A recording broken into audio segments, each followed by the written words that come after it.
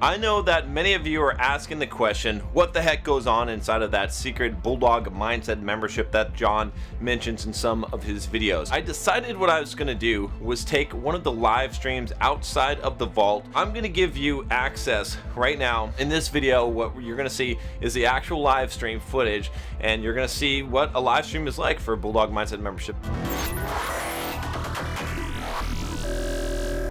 And this is just one of the things that's inside the Bulldog Mindset membership. Of course, I do weekly in-depth videos with mind maps that detail all kinds of areas like mindset, fitness, wealth, everything from building a business to investing in real estate, and then dating and relationship and masculinity issues, where I go really in depth. A lot of content here that I can't put on the YouTube channel because I don't really want to get this YouTube channel banned. Enjoy the live stream here, and then if you want to join, if you want to try out Bulldog Mindset membership, I'm going to put a $7 trial link in here. It's not going to be available forever. I'm working right now on making some different membership tiers, which will cause the price to go up, and I'm probably not going to offer this trial. We'll see. Check out the live stream. I think you're going to love this, and here it is. Exciting week. Lots of crazy shit going on in the world, and yeah.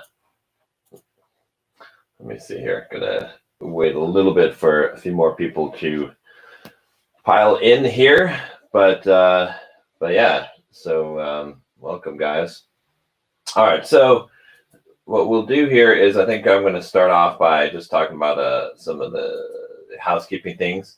So first of all, thank you guys. I just want to thank all of you that have been sticking throughout, the Bulldog Mindset, and and becoming part of the community, being active in there and helping people. I know it's a difficult time right now for a lot of people being laid off, and so I appreciate you guys, especially you guys that are sticking around in the membership, because you realize what's really important at this time, and mental toughness is something that is definitely extremely important.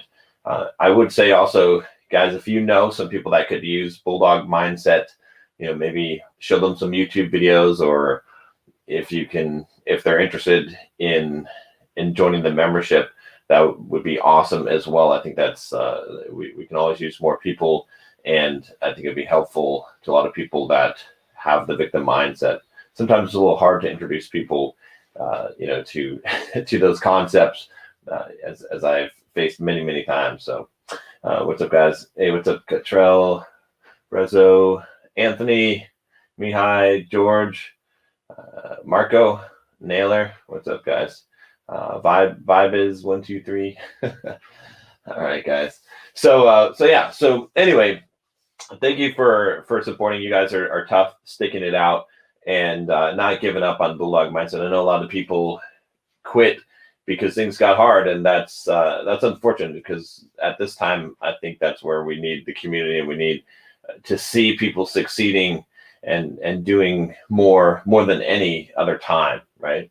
So all right, so a couple of things here. So I want to give some accolades to some of you that have done some awesome things here. So James Davis, first of all, for getting recognition from executive management for sorting out IT issues with over 30,000 staff working from home. That's pretty awesome. And shame about the beard, though, James. He shaved it off. He doesn't like how it looks. So, you can grow it back, though, James. Let's see here. Max Bao, thank you for answering so many questions on Facebook, posting a lot of interesting links, really being part of the community, and then helping as an admin with the Facebook group. It's a lot of work. There's a lot of people in there, and so I really appreciate the help, and stepping up to a leadership position within the Bulldog Mindset. For Chris Miller, congratulations, 30 days alcohol-free at the end of March. So that's pretty awesome. Really cool. I like that. And he posted a good link in there about how to do that if you want to do that. I guess I'm probably around that too. I haven't since we've been on lockdown, I haven't really gone and had any drinks or anything. So, but yeah, pretty awesome. Niall Barry started his blog. You guys can check it out at betterstrongerdaily.com. That's awesome. For you guys that are starting blogs right now, go check out the resources page on Bulldog Mindset, or I'm sure you can find the links and stuff. And now's a great time to be starting a business, to be starting a blog, because this is the time to do it, right? As you can see now with the economy and everything, and don't think that it's going to get better. It's going to get worse, unfortunately. So now's a great time to be starting that side business, because hey, if you have a business right now and you're generating a couple grand a month, and you can pick up the unemployment if you're, wherever you're at, if you can get unemployment, you'd be in pretty good shape. You'd actually be doing better than you might be doing at your regular job.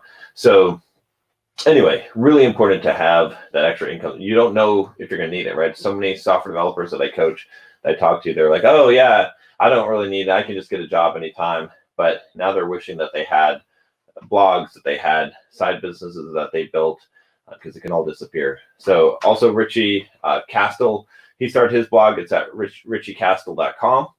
And Zudar Luca lost 40 kilograms. That's awesome for you guys. It's about 85 pounds, I think, somewhere around there. That's pretty awesome.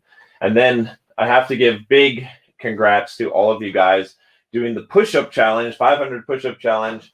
That's awesome. I am so excited to see so many of you in there, actually doing it, filming yourself. I've seen some pretty impressive feats in there, and it's awesome to see so many people active and involved. So we're gonna do more challenges like that. I think that's a lot of fun. I finished off my 500 yesterday, but I think I'm gonna push towards 1,000. We'll see. I haven't done any push-ups yet today, but it's fun. It's good. It's cool to challenge yourself like that, and to see. I mean, I've never been a big fan of push-ups, but since I started doing this now, and I'm seeing how many I can do in one set, I have this new goal now, and I want to get to 100 continuous push-ups in one set. And so it's cool to see that progress, to do something. I can't go to the gym and lift weights like I normally can, but I can see my progress in my push-ups.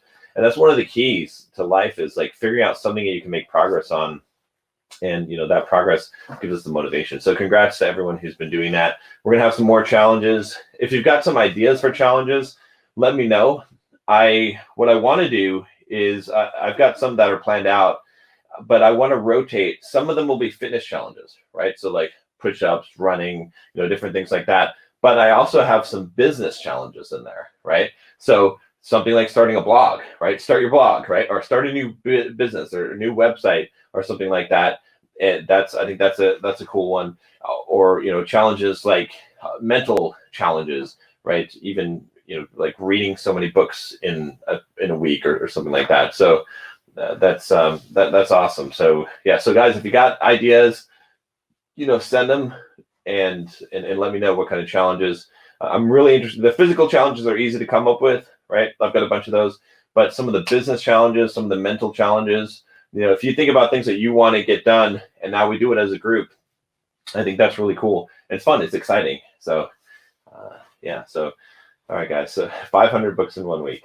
I don't know about that. Naylor, but I'm glad that you guys are liking it. All right. So here's what I'm going to do here. I'm going to drop the link in here for us to do the Q&A part. So if you want to jump on stream and ask me a question, start up the Q&A, you can do that here. And I'm trying to think what other news there is for Bulldog Mindset. That'd be a good one. Tech Boy says no digital entertainment for 7 days. Actually, so what I've been trying to do is a dopamine fast. I'm really liking this idea. I think doing a dopamine fast. I'm really struggling with it though, because I lock up my phone, but I still sometimes catch myself. Unfortunately, like if I had my Audible account, I wish I could not have my phone, but I need it for certain things. But I guess I'm just making excuses here. I need to just do the full dopamine fast. But when I've done it, it's really made things a lot easier to be focused on my work and things like that. So, but yeah. All right, let's jump into the questions here. And all right, Marco, you're up first. What's up, man? Oh, hello, John. I didn't expect to be the first in line. I have two questions, related questions. First one is how to manage stress in this lockdown situation. I don't know how is it in America, but here is where I am in Serbia. We cannot leave our homes during the weekend for 2.5 days. From Friday afternoon until Monday, you cannot leave your house, and after 5 p.m. each day you cannot leave. And I've noticed that I am under a lot more stress since that started. I'm fighting with my girlfriend much more. She's under a lot of stress. Sometimes, while we were fighting, I almost fell apart from frustration, from stress, from all these hold up emotions. And I don't know how do you recommend that we deal with it? Yeah, so it's a good question. So I think first of all, I know this will sound stupid, but is it okay to be under this lot of stress right now? I mean, it's always okay, right? It's always okay to be whatever you are, right? Because we can't control that, but we can. It doesn't mean that we want to stay there, right? You see what I'm saying? It's like, so we should never really like come down on ourselves and judge ourselves harshly, but we should be objective and say, maybe I shouldn't be under this much stress. But whatever you're experiencing or feeling at that moment, it is what it is, right? So that's why, how I would answer that. In regards to lockdown and stress in general, this is what I'd say. I mean, it's hard because like when I hear you saying that, things like that you can't even leave the house, I think about rioting and revolting and grabbing some guns and overthrowing, world government. But right, because I think that's bullshit, right? I think it's bullshit. Taking away people's civil liberties. I mean, obviously you live in Serbia. I live in the U.S. The U.S. has a little bit different idea of what personal rights are, right? But those are being trampled here in the U.S. as well, right? The fact that, I mean, I can go out for a run and whatnot, but I can't run on the beach, and there's certain things that I can't do, and a lot of businesses are being forced to be shut down, regardless of where people think about the virus or not. I'm seriously starting to doubt that this whole thing is real, just based on the numbers and suddenly how they're suddenly dropping, and suddenly it's like 1/10 of what they expected for death. Again, I'm not 100% sure. I'm not a conspiracy theorist, but I'm starting to really doubt the narrative. I think something else is going on across the world that we don't know about. That's my where I'm leaning towards right now. Now, I could be wrong. I could be completely wrong. It could be all legit. I'm just saying. But what I don't like is our civil liberties being trampled on, right? Regardless of if it's to flatten the curve or do good for humanity. There's, from a philosophical perspective, basically utilitarianism is not good. Utilitarianism results in the worst travesties in human history, which utilitarianism basically says that we should make the choices, that are the best, that result in the greatest good for most people, right? Which requires the sacrifice of some people, right? So the example I always use why utilitarianism is bad from a philosophical perspective is, let's say that there's 1 million people that have some disease and they're all going to die, except there's this one little girl, this one 7-year-old girl, completely innocent, and within her is a cure for this disease. Otherwise, 1 million people will die. But for some reason, the only way that we can preserve the cure for the disease is we have to cut her open without any anesthetic, and it's a long process, and she's going to be basically tortured to death being cut open. But if we do that one thing, we'll save 1 million people. That the utilitarian approach would say that is the correct thing to do, to sacrifice the one girl to save 1 million people. Whereas I think anyone with the conscience knows that is not the right thing to do. So that's what we're seeing now at a very extreme level, right? And I think a lot of the reason why I'm saying all this is because we're seeing that, we're witnessing that, right? Some of us are bought into it to various degrees, but we're being called to make a sacrifice that we didn't choose to make, in order to for the greater good, right? Now, there's a difference between making the choice. Obviously, I'm staying in my house, right? All I'm doing is running. Like, I've got an 18-mile run today, and I stay in the house and I order groceries and I don't leave the house just because it just one, I don't want to be part of the problem if they're real. If I'm wrong about what's going on, it just makes sense, even though I'm philosophically opposed to it. And two, there's no need to, if there is something going on and there's something weird going on, and there's some kind of weird, this is some kind of weird virus. I don't want to catch it, and who knows how long that it lasts or what happens later in your life with this type of thing. So that's why I'm staying home, even though I'm philosophically opposed to it. But I think a lot of the stress that comes from this is knowing that your rights are being trampled, right? Feeling like you're out of control, right? Because when things are good, even again, I live in the U.S. where we're supposed to have freedom above all things. It feels like we're really free, at least here in the U.S. when things are good. It doesn't feel like we're very free now. And even where you're at in Serbia, I don't know how it is in general, but you can probably pretty much do what you want, go to stores, open up your business, and do those things. And now you can't. And that's going to create a lot of stress because you feel that oppression on you. We feel that oppression, right? I mean, throughout humanity, throughout humankind, when we have been oppressed, we have risen up. There's a reason why it causes stress within us, and why we want to revolt is because we don't want to be slaves. We don't want to be oppressed. We fight the oppressor.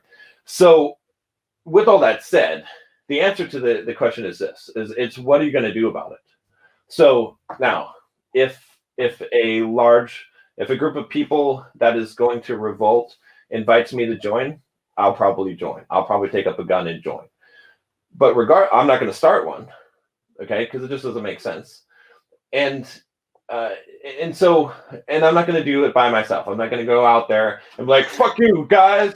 You can't tell me where to run." And then it doesn't make any sense from a practical perspective. It doesn't do anything, right? The best I can do with my platform is educate people and say, "Hey, there's something else going on here. I don't know how long we want to be oppressed and allow this to happen before we need to organize and do something." That's the best I can do because I have a platform.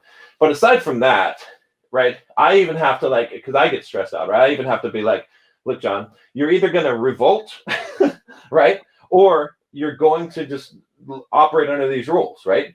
You're either going to submit, right? Which is what it comes to, or you're going to, fight the oppression."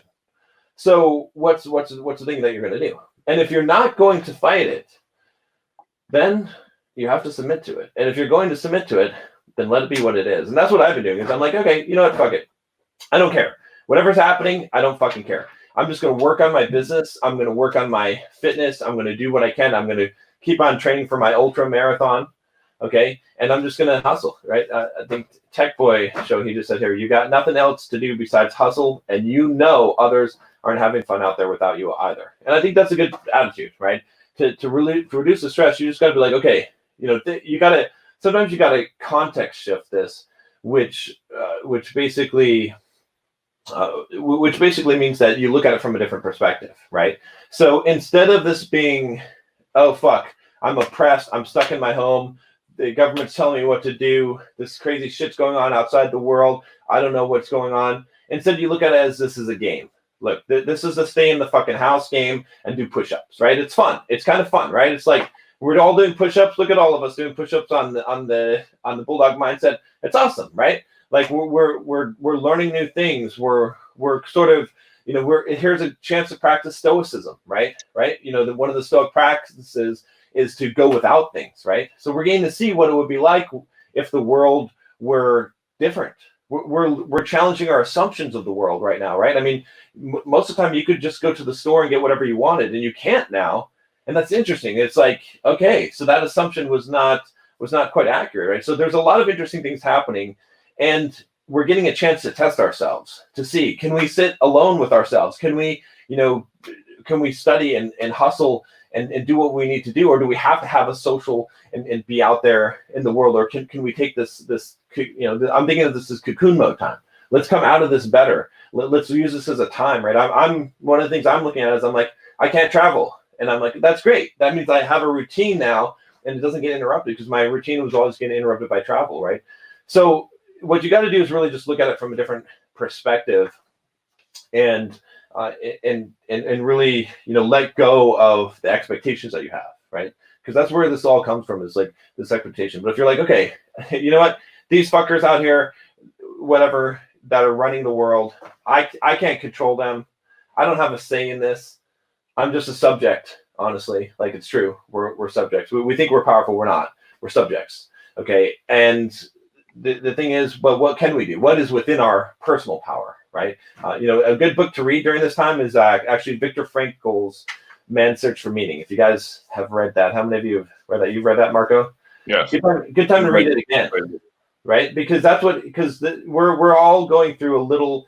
I mean, obviously he went through a lot more than what we're going through, but we're going through a little taste of what it must have felt like. Imagine like the oppression that we're feeling. Imagine the oppression that he was feeling, like literally like having no freedom at all, right?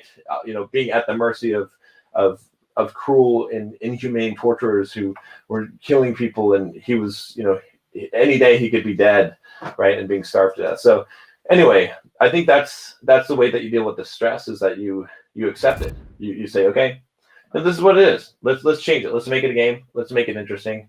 Let's have some fun with this, and let's come out of this stronger. And then that gives you a challenge to work towards, and that's the key, right? You got to take these, and that's what I did when the whole thing happened. When I lost some money, I had lost some business, like some bad shit happened.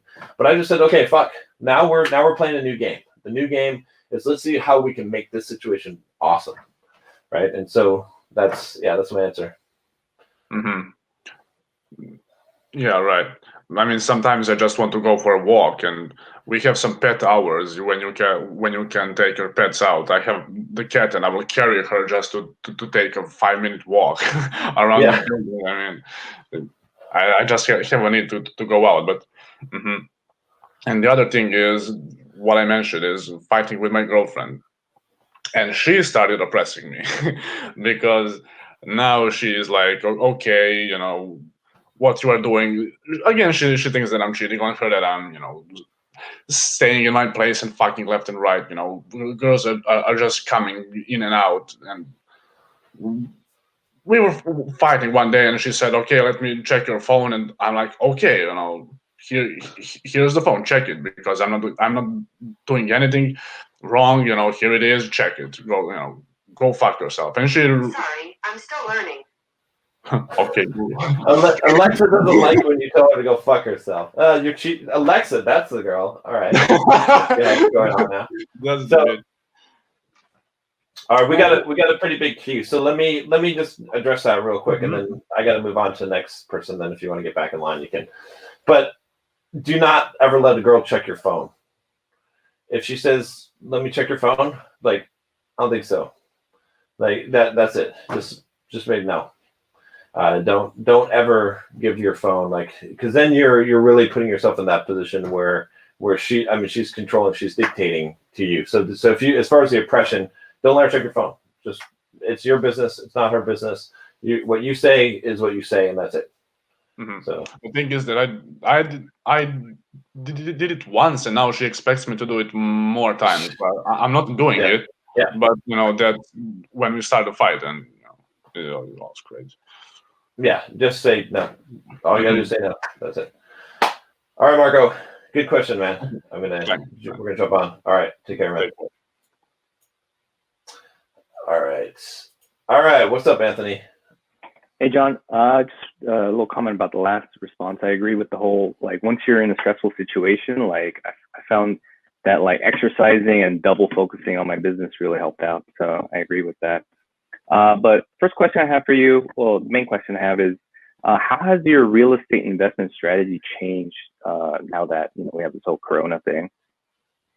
How does the real estate investing change? Yeah, like your real estate investment strategy, like your projections for the next 6 months, 12 months. Yeah, so that's a really good question, actually. So it's interesting because I was just about to buy a property.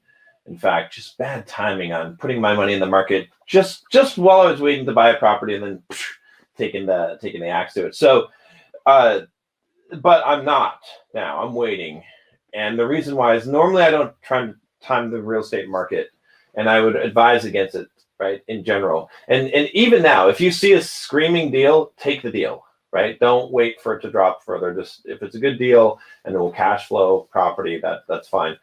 But when I look at things, right, people are being too optimistic right now, right? So what the damage that's already been done is too great. Even if tomorrow, this is what I was telling someone the other day, it's like if tomorrow they're like, oh, we've got a cure for coronavirus. It turned out that all you had to do was eat pomegranate seeds and you're immune. So everybody eat pomegranate seeds. Now no one will get it and everyone will be fine. If that happened tomorrow, it's already too late. Because already how many people have been laid off?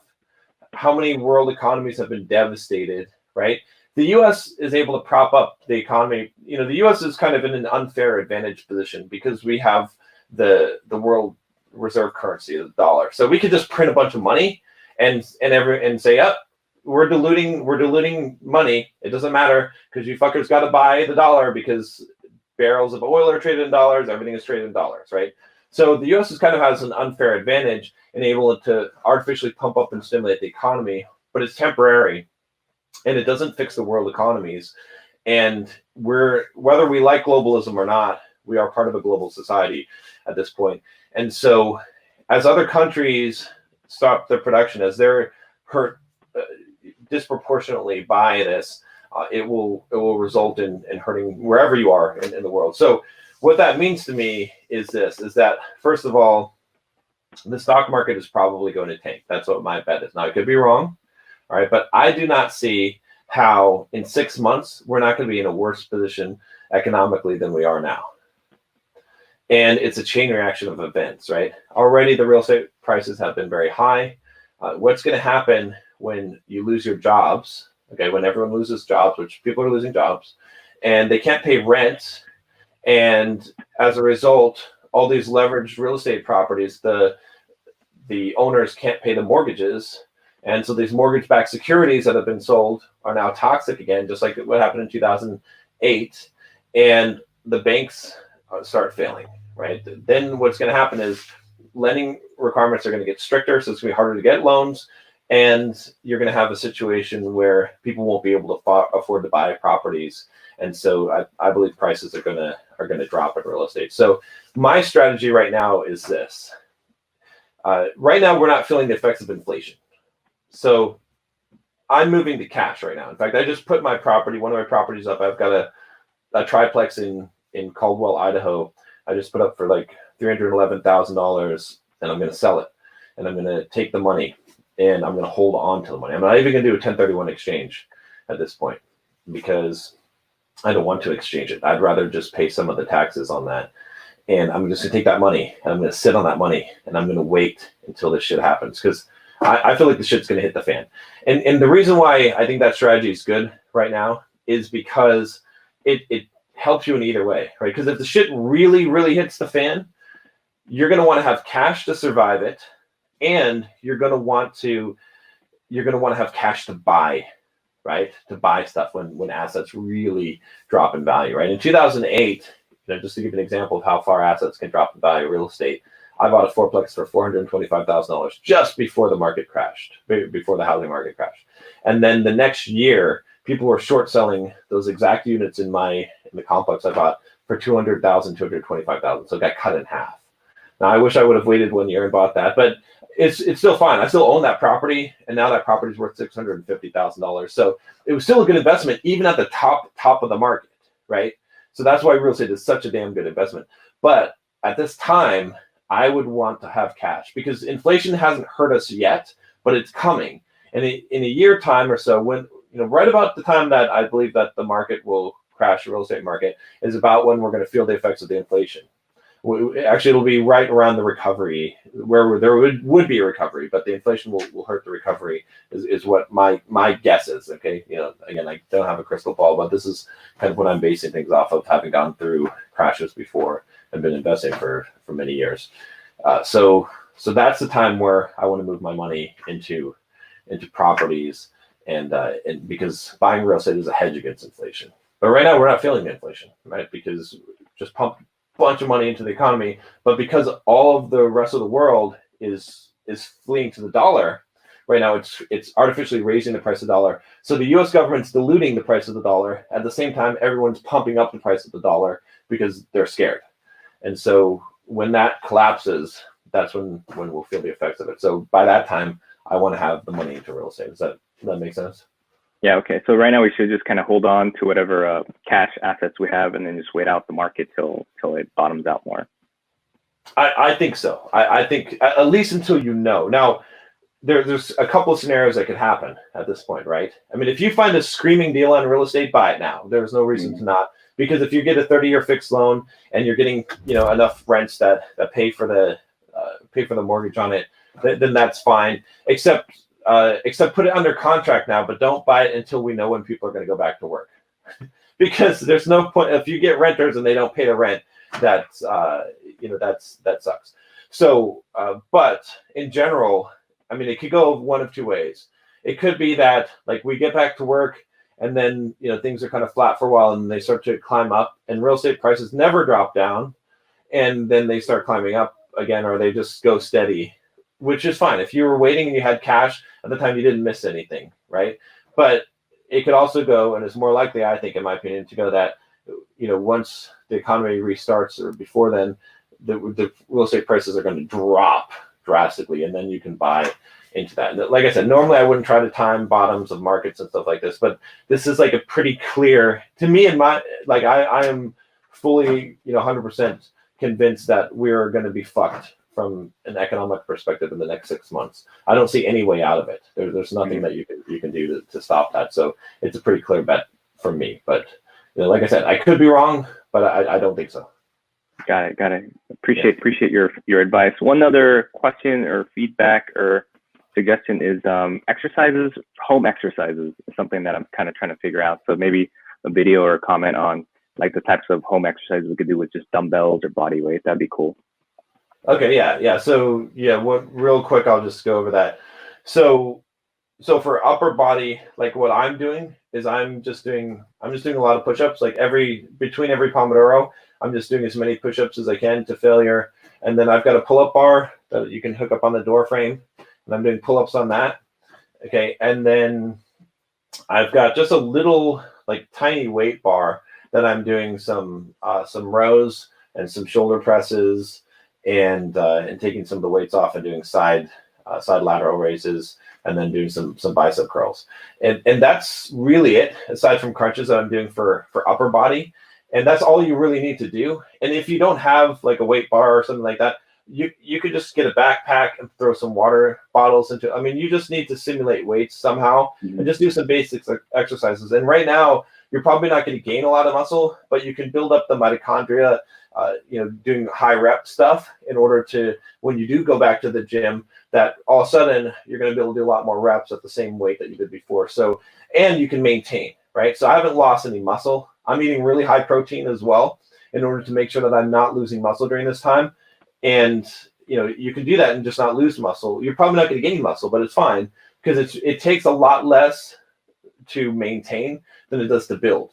So right now, maintenance mode probably makes more sense than trying to build muscle. And then as for a lower body, I'm not even lifting lower body now. You know what I'm doing? I'm just running, because the running, especially if you're doing if you run hills, you'll definitely hit glutes, you'll hit hamstrings and quads, and it'll be enough to maintain. Again, it doesn't require a lot to maintain. If I were doing lifting, if I wasn't running, then I would probably just do the same things. I would just, I would just simulate the weights doing. You could do squats by putting weights on your shoulders and and just doing higher rep. You can just do air squats. You can do bent over, hamstring, Romanian deadlifts to hit the hamstrings, right? And calves are pretty easy. You can just literally just put weights in a backpack and just go up and down. So so just think about hitting each muscle group. That's the key thing. And again, like I said, it doesn't matter if you're not going to gain muscle right now, but you can maintain it with just doing a regular frequency, and that's that'll be fine. That's good. Yeah, because I heard like 2 weeks after you stop exercising is when you stop losing muscle. So I'm a little worried about that. All right. Yeah. Really appreciate all the feedback. As long as you lift, though, as long as you're doing body weight, you'll maintain it. Got it. All right, great. Really appreciate it. Thanks, John. Yep. All right. What's up, Dustin? Hey, John, how's it going? Good, man. How are you? Good. Yeah, so kind of building off like the first question and your answer to it, and kind of, where we want to kind of think about our priorities in this time. As I was thinking through it with COVID-19, it kind of puts death like in your face in the sense of you're vulnerable. You may have your freedoms taken away, stuff like that.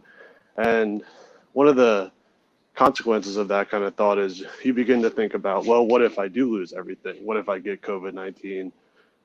What if government, kind of takes away our freedoms and there's a war, et cetera, et cetera. So you really have to kind of address the fear of death. And one of the thoughts that comes along with that is your legacy. And I'm kind of curious to your thoughts on, you have Bulldog mindset, you build up a business. How do you see, like, eventually in any man's life, his legacy carrying on? Because, traditionally it's been like, oh, I have a business and I pass it on to my sons, or whatever the case may be, they inherit my wealth. Like, what's the kind of Bulldog mindset approach to like preparing for your legacy, and obviously living your life the best you can, but knowing fully aware that you are vulnerable as a person and it could happen. And, especially with the current circumstances, it's right in your face. Yeah, that's a good question. I would say I'm not so concerned about legacy, not really, because, I'm trying to think of how to say this without being too like dystopian or pessimistic, which is that it's an interesting thing to consider that when you're gone, and nothing really matters at that point. Now, I'm not sure. I don't know if we carry on in some form after we die. I hope we do. We all hope we do. But it's something we should always consider is, what if this is it? What if that's it? And in that perspective, legacy doesn't make any sense at all. It doesn't matter. Who cares? Your consciousness is gone. So why does it matter if you left a mark on the world or not? And that kind of brings you to the philosophy of how should you live your life now?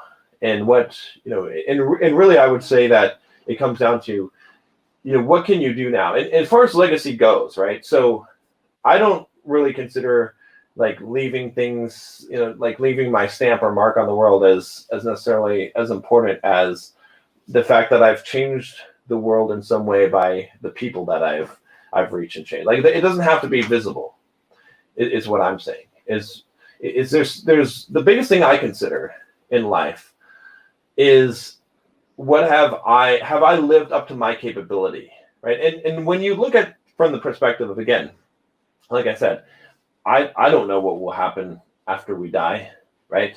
I have some hopes of what will happen after we die, but if I look at the perspective of nothing happens after we die, we're dust, we're dead. Our consciousness dissolves, there's nothing. If I look at that perspective and I say, well, then how should I live my life based on that? Then my answer is this: whatever capacity I have, whatever time I have, I want to live up to my entire full potential, right? If you know that you only have one tank of gas, you want to utilize that gas. You want to make sure that, when the time is up, you've burned that gas as hot as you can and have gone as many miles as you can with that tank of gasoline. And that's how I look at my life. Is it's like my measure is, did I live up to my potential, my perspective of everything that I could possibly do? Did I make the most of every one of these moments? Because these moments count infinitesimally, right? If our lives are finite, right? Each moment counts so much, right? Every ounce of potential. So I want to live as far as I can, as close as I can to that capacity. And with that said, that's like my primary thing is what can I do, based on my potential, right? How can I maximize that? And then the second thing is, again, is related, which is, what is the impact, what is the echo that I can make throughout the world, which, again, it doesn't have to be visible, right? I know that there's so many people that I've been able to influence their lives and change their lives that I have a huge, if we were to look at the spider effect, right? imagine all the people that have been influenced by either one of my books or one of my companies, and maybe they got a better job, and maybe that now allowed them to put their kids through college, which allowed their kids to do this, or they taught someone else this, or they became a professor, or they became, interested in philosophy and taught these other people, or started this business, right? So many spider webs of that go out, and that's that. I don't care if it's attributed to me or not. I know that I've made that impact. I know that is part of, to me, that's part of living to my potential, right? Is the impact that I can make on the world. And so would I like to have a greater impact? Of course, but it's all about, it's nothing really that I look at comes down to like the idea of legacy. I'm not sure that I like the idea, because it doesn't really matter. It doesn't matter if I have a statue or a foundation in my name. It doesn't matter if I have a great, I think Marcus Aurelius had written something about how all the names of all these people, it doesn't matter. Like, they're all forgotten over time. And Seneca had written about saying that, I forget who his name is. I should know, because he said that he would preserve his name along with himself, right? And in one of his letters, and this random guy's name is in that letter, which we're reading, thousands of years later, right? But his point was, it doesn't matter. It doesn't really, like, eventually you'll be forgotten anyway, and and so I don't think it's worth striving towards. I think it's more worthy of a goal to strive to reach your potential, and then as part of that, the impact that you can make on other people without requiring the recognition of it. Yeah, I agree with that. And I guess my issue is, by following a lot of kind of self-improvement philosophies, you're basically delaying gratification, in the sense you're investing in yourself, or you're investing in some assets now. Even if you consider yourself an asset, you invest in assets and you grow them over time, and then you can kind of like cash in on the returns eventually, whether it's, you invest in your physique and then you look good and you can cash in on that by, getting hotter girls, or a property, et cetera, et cetera. So I guess where I'm kind of getting at in my thought is, that's a lot of delayed gratification, and I could build it up and enjoy it at a later date, but eventually I will have a finite time to enjoy it. So I'm trying to figure out ways to enjoy the grind, like enjoy Exactly. life while I'm going through the grind. And I think that's where I'm having trouble, because you invest so much time in the grind and you get no external validation from it because you haven't done anything. You have no outcomes. So finding that internal validation to say, hey, I'm actually grinding, improving myself, and I'm actually enjoying it while doing it, even though there's no one patting me on the back. Because I think we as humans are so hardwired for that external validation, especially from females, that when you're not getting it, you have to kind of trick yourself into getting that internal validation. And that's kind of the point where I'm having trouble with this. I do sometimes feel like I'm tricking myself in the grind to say I'm doing this for internal validation, but I really know that at the end of the day, I'm doing it so that I can cash in on developing myself or developing my own assets. And it's a really hard, it's like a, what they call it, like a kind of like a catch-22 sort of thing. Okay, yeah, I get what you're saying here. So there's a couple of things. I do have a video in the membership. I don't know if you've seen it already. I forget what it's called, but I talk about the utility value of money. And I'll give you a quick recap here. Basically, see if you can find it, but I go into more detail. But essentially, what you're describing is the quintessential problem of life, right? To optimize your life the best as possible, you have to optimize the amount of time that you put, let's say, delaying gratification, and then utilizing the resources that you build. Because the more that you delay gratification, obviously, the more resources that you can build, right, over time.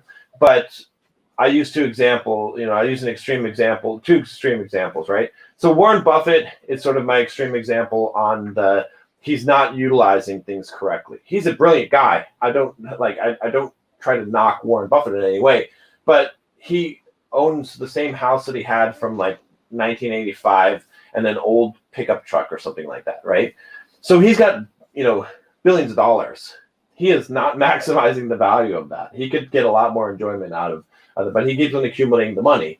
That's just who he is, and whatever. But it's an extreme example of wasting the utility value of that money. He could be enjoying himself, had a lot better use of that money for himself than what he did. The other extreme example is the YOLO 20-year-old kid who just like goes and pops bottles at the club on a credit card, okay, while working at Abercrombie and Fitch or whatever, okay.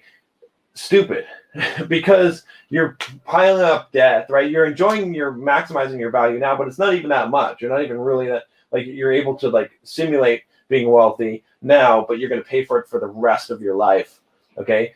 So what we want to do is fall right in the middle. We want to we want to basically be able to grind and accumulate, do this kind of work in order to be, but start utilizing those assets at enough time to actually maximize the value, right? Think of it as a maximum problem, right? We're trying to maximize the value we get out of it. And so we can spend time working. I always think of it as like a real-time strategy game, right? You can spend time accumulating the resources and building up or you can spend time building the units, and you kind of have to have the balance of those two things.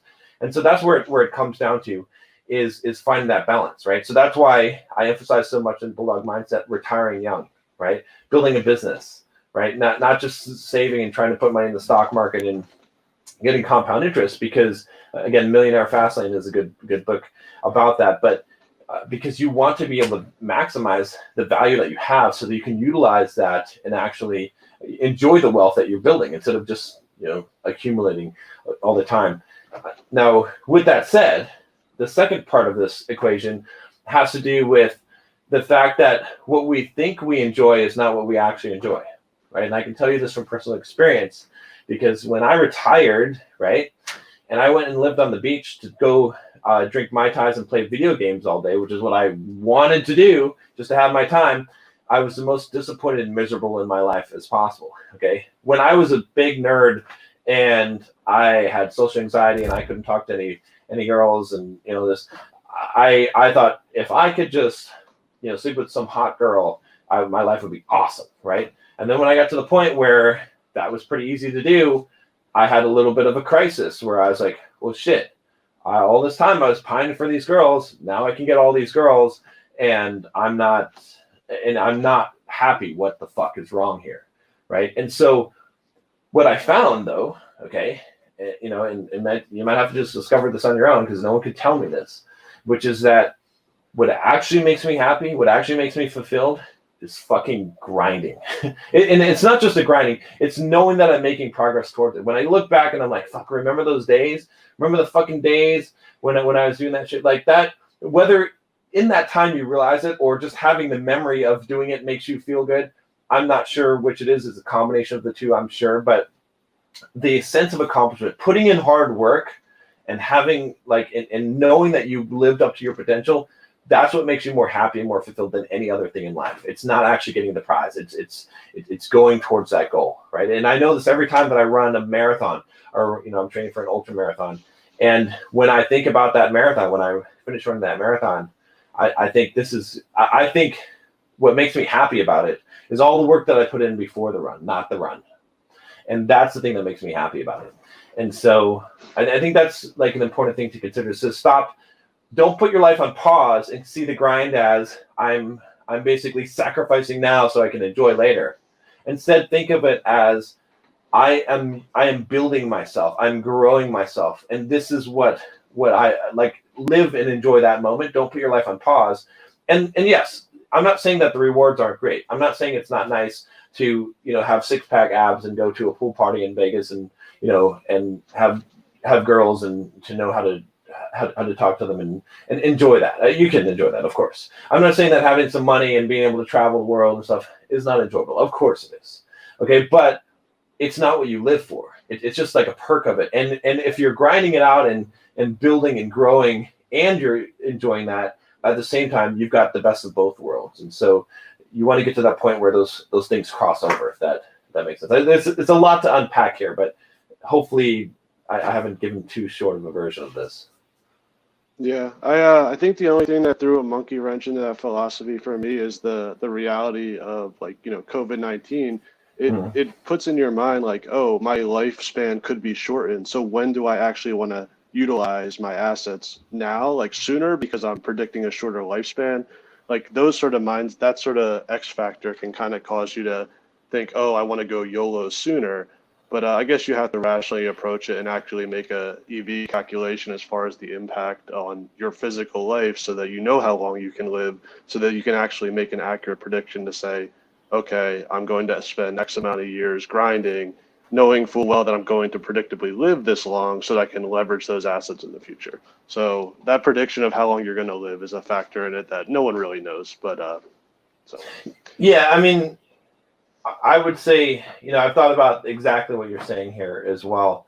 And what it comes down to me is, they say, okay, if you only had 24 hours to live, what would you do? Right. And the question yeah, you wouldn't work on your investment properties. Well, would you? I mean, what would be so this is where people get that question wrong. The question really should be phrased as this: what is, if you only have one day to make the most fulfilling day possible, what would it be? Or rather this, here's another variation of the question. If you only had one day, like, the movie Groundhog Day. So Yeah. if you had to live that one day over and over again, what would you choose to do in that day?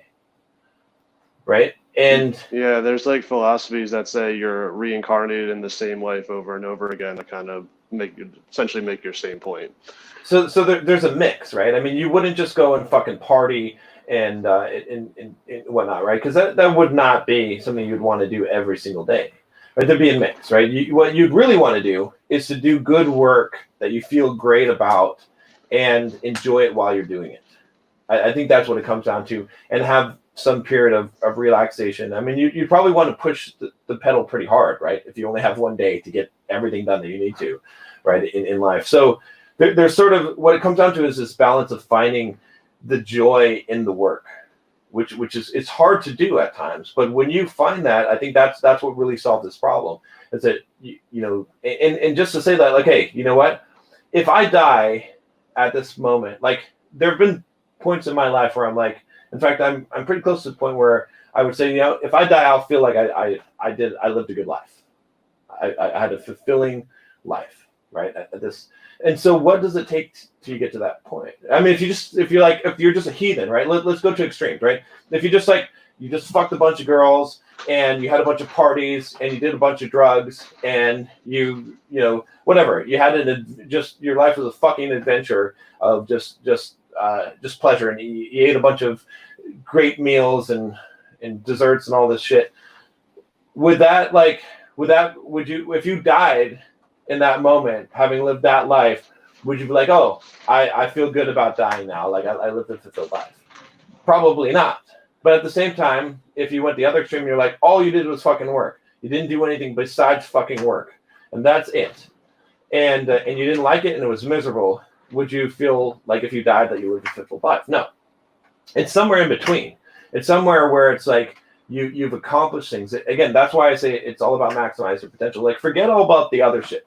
Forget about the things that you think that you want, or that you think that you think will make you happy. Instead, if you just focus on being the best that you can and getting as much growth as possible out of yourself, that's the thing that's going to provide the fulfillment, and that's going to be the thing that's going to provide you with the idea that if I die today, I'll know that I've pushed myself as far as I can, that I accomplished what I could, that I every day I utilize my time as much as possible, and I grew myself as much as possible in all kinds of areas, right? So maybe you've gotten better with women, maybe you've gotten better with your finances, and you've built a business, and you've done these things, and you've made an impact on the world, and those things are going to make you feel fulfilled. But it's a hard question, right? I mean, I know what you're saying, but I would not look at this as like a poker game, like an EV play, so much, right? I would look at this more like, what is the best way in general to live your life? And if you go back to the Stoics, or maybe read some Stoic philosophy, one of the things that the Stoics, like the ancient philosophers, were obsessed with was, what is the best way to live your life? they asked questions like, what is virtue? And they wanted to know, like, what is it, and if you look at the Stoic definition of virtue, and we don't have time to go into that right now, but they talked about it being like doing things for the sake of doing them, not for any kind of reward, not even because they brought pleasure, but because these were the right things to do, and just doing that made you feel good. And there's some sense to that. It's a really slippery thing because we don't know exactly what that is, but there's some serious truth to that. So anyway, I think I've talked too much about this at this point, but yeah, I think it could be summed up. You adhere to principles, and if you live by those principles, you'll be fulfilled, as opposed to the outcomes of the action. So, well, thanks, John. I appreciate it. Yeah, good question, Susan. See you. All right, what's up, Fab? Hey, John. So the question I had kind of got half answered when you were talking about real estate earlier. Mm-hmm. And so I'm just wondering right now, like financially, like what could be the best option at this moment? And when the market actually does like bottom out and everything like goes to shit, then what would be the best place to put my money in? Should I just put it into like index funds or go super high risk with options, or should I just save up more cash for real estate? And yeah, I just wanted to get your thoughts on that. Yeah, good question. So like at the moment right now, again, guys, don't necessarily do what I'm doing. I'm going to tell you what I'm doing just so you know. I'm leveraged on a market crash. I've shorted the market. Now I haven't put all my wealth into it. I've put about 100K into shorting the market right now at a 3x lever with some leverage ETFs, because I am almost certain that the market is going to crash. I do not see a way around this. Now I could be wrong, so don't follow me and lose a bunch of money and the market skyrockets. I'm saying I'm willing to take the risk. I'm willing to lose the full $100,000 on my bet, because I believe that it's from everything I've looked at, that there's no way that we get out of this without a huge market crash. I think the Dow is going to go below 15,000, but again, I could be wrong. So I don't have great advice for what to do now. If you're not me and you're in a more conservative position and you're trying to build your wealth, right? I have the luxury of being able to play around with some of my wealth, right? And to be able to take a risk like that, and it's not going to hurt me very much. Okay. But if you're just trying to be secure right now, I would move to cash, 95% cash. Okay. I don't see any other good investment unless you wanted to get into gold. I think gold may not go up, but I seriously think gold's going to go down right now. That's my bet. Again, I could be wrong on both of these things, but I that's my advice on it. And then as far as what's going to happen, I would still, again, I've said this forever, I still think that the best investment you can do is in real estate, right? I mean, right now you should be investing in yourself. Okay, so if you've got some money sitting around right now and you want to invest it in yourself, right? You're quarantined right now. Go fucking buy some online courses, go get some courses from Udemy, go get some courses if you want from Simple Programmer, if you want to do any of my courses. It doesn't matter. I don't care which courses you get, but go learn some shit. Go do a boot camp. Gregory, one of my coaching clients, he's got the DApp University for blockchain developers. If you want to become a blockchain developer, now's a great time to get into that and go buy his course and go through his thing and get ready. Invest in yourself, or invest in yourself and start writing a book. Invest in yourself and start your business, right? Whatever it is, like invest in yourself. If you've got some little bit amount of money, that's the best return investment you can, because it's a guaranteed return investment. Okay, right now. Now, when the market crashes, if it crashes, okay, then again, real estate is still going to be the smartest thing to do, because it's a real asset, and especially if the prices are I've done a lot of videos. I'm not going to belabor the point, but real estate by far returns the highest return, especially when we've already gone through a crash. It's just if it has solid fundamentals, right? Again, 30-year fixed loans, and I want to get a positive cash flow on the property. All right. So, and then with that said, as far as index funds and whatnot, and reinvesting in the stock market if it crashes and all that, you could do it, I'm not a fan of it for a few reasons. One, because I get higher returns in real estate, even when the shit hits the fan. Yeah, because we're long-term holding 10, 15 years in real estate, right? So, I had and I've been through 2008, right? A lot of people say, you don't know what you're talking about, John, but believe me, my entire real estate portfolio got cut in half. And now it's double whatever it was from the top before it got cut in half. So it's come all back, right? And it will, because it's long-term hold. And I don't even need to sell it. I can just 1031 exchange and never pay taxes. So with that said, that's why I think real estate is just a more solid investment. And then the second piece of this is, even if you can beat the markets, even if you do options, and believe me, I traded options, I traded iron condors, I know everything about options. I've traded diagonals, verticals, all the shit. Okay, complex option trading. I did that, and I made some money doing that. Okay, but it is a fucking stressful job, and it's a job. It's like fucking sitting playing poker at high stakes poker. Like, it's the same set of skills. It's all about EV. It's all about bankroll management. It's about coming up with a plan and putting no more than 1% of your entire bankroll at risk on any one trade. So you have to do a lot of trades, and you have to be watching the deltas on all your trades. Believe me, it is not easy money. You can make money doing it, but it doesn't contribute to society in any meaningful way. So you're not going to feel good about the money that you make. And then believe me, I'm saying this from personal experience. I'm not just, my advice is build a business, work your job. If you're working a job right now, grow the business. Okay. Take the money from the business, start getting good at just being able to put it in real estate. So you can just do this as a cycle. So you don't have to think about it too much.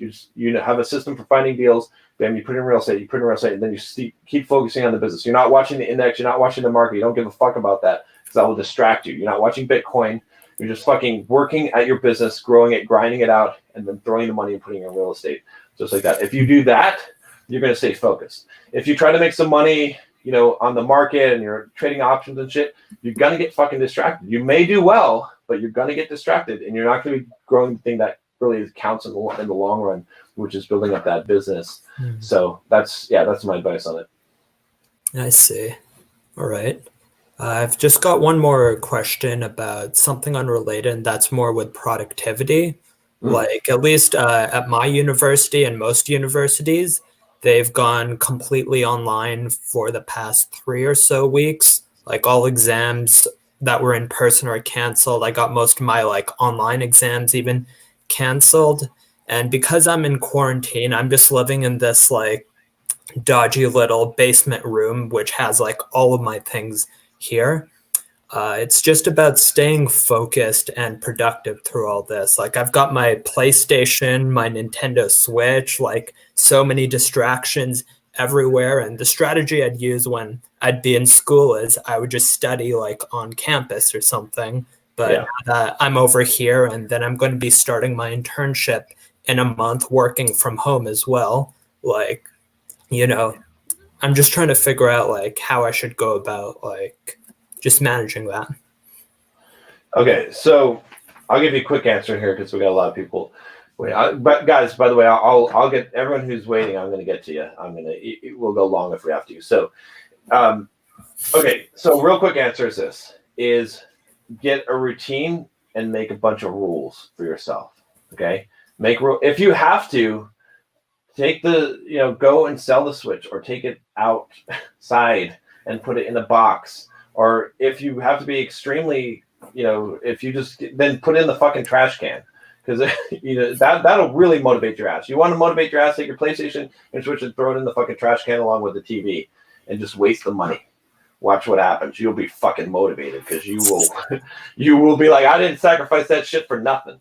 All right, I'm not saying that you have to necessarily do that, but make rules, absolute rules. You wake up at a certain time, you fucking work so many Pomodoros, you do this. If you're going to give yourself some leisure time to play a video game or something, you time box that, you say how many hours and what you got to get done first. And you just have a system and a routine, and you just follow those rules, and you do not break those rules. That's the way to do this. And if you can't follow the rules, fucking treat yourself like a naughty 4-year-old and spank your ass. Just put a penalty. Be like, fuck. All right, if you don't follow the rules, your PlayStation goes in the trash. That's it, and you fucking punish yourself, and then you'll learn to follow the rules.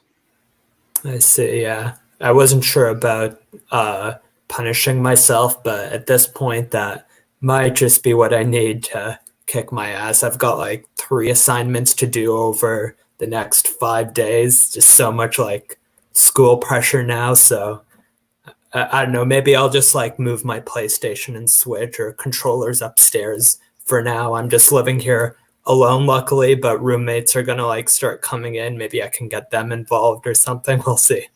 Yeah, no, you see, punishing yourself is good. Most people punish themselves the wrong way. They beat themselves up mentally. Don't just punish yourself physically. Like punish yourself, like discipline yourself. Make yourself do something, or make yourself go and run, or make yourself don't get upset at yourself and get hard on yourself and think you're a failure and you're a bad person. Love yourself. Like you're awesome. Give yourself, compassion and mercy, but also discipline. And the punishing yourself, like I said, is people do it the wrong way. They beat themselves up mentally. Instead, beat yourself up physically. And what I mean is like take something away from yourself, or make yourself go and do some work, or make yourself go do something, or make yourself feel some kind of pain rather than you judging yourself. Judging yourself doesn't work, right? Instead, just give yourself a penalty.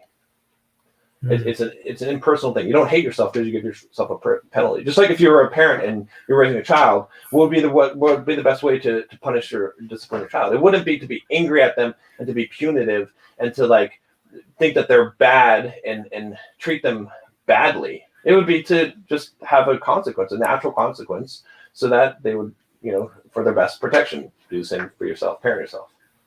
See, I'll have to be my own parent, I guess. That's it. All right, Bab. All right. Take care, man. Thanks, John. Yeah. What's up, Edward? Hi, how's it going, John? Good. So I only have one quick question, essentially. How do you maintain a diet or clean eating when you have other family members in the house and they bring in processed foods and whatnot? It's a little hard, trying to take care of that temptation, especially with sugar. Once you get a little bit, it's like you get hooked. Good question. All right, so I'm the expert at this. I'm the guy that goes to IHOP and drinks coffee while everyone else is eating pancakes. All right, you just do your fucking thing, right? Yeah. And people will give you shit. Okay, so I'll give you an example. Right, whenever I go to I used to be when I go to my dad's, go to my family's, and my dad is Turkish. She likes to cook all this food, and my Turkish grandma's there, and she's like, "Oh, you have to eat, manja manja," all this, and they're all trying to give you food and shit. And at first it was really difficult, right? But they know now. They know, when does John eat? John doesn't eat breakfast. John doesn't eat lunch. John eats dinner. And then he may be eating his own dinner, right? And that's it. At first they gave me a lot of shit, right? And I'm like, that's fine. I get what you're, my response was always I understand, but I'm not going to do it. No, you're making me. I made this food for you. How can you? I made this breakfast. I've been saving. I spent this money on this food. And I was like, Dad, I understand.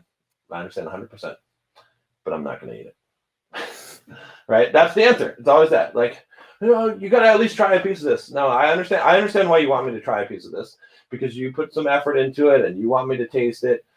But I'm just not going to do it. But I appreciate it. That's it. That's the answer. That's it. Yeah. You just have your plan, have your schedule, and you do it.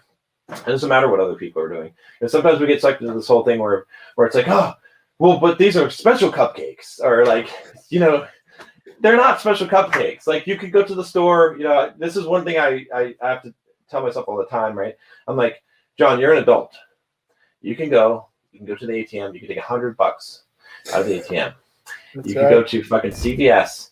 And you could buy fucking chocolate, and you could buy fucking cheesecake, and you could buy $100 worth of whatever the fuck you want. Anytime you want, you could sit down and eat it all if you wanted to.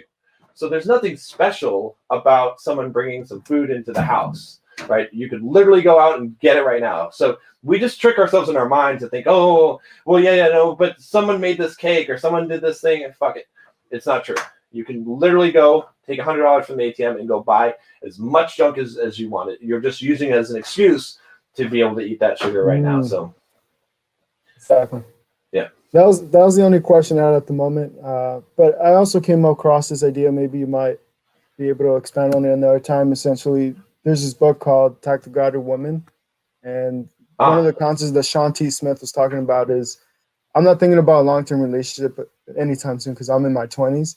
But this question about when you're looking for high-quality women, usually the ones that wait for sex, usually 2 to 3 months, are usually more high quality, which makes sense because they're not sluts, right?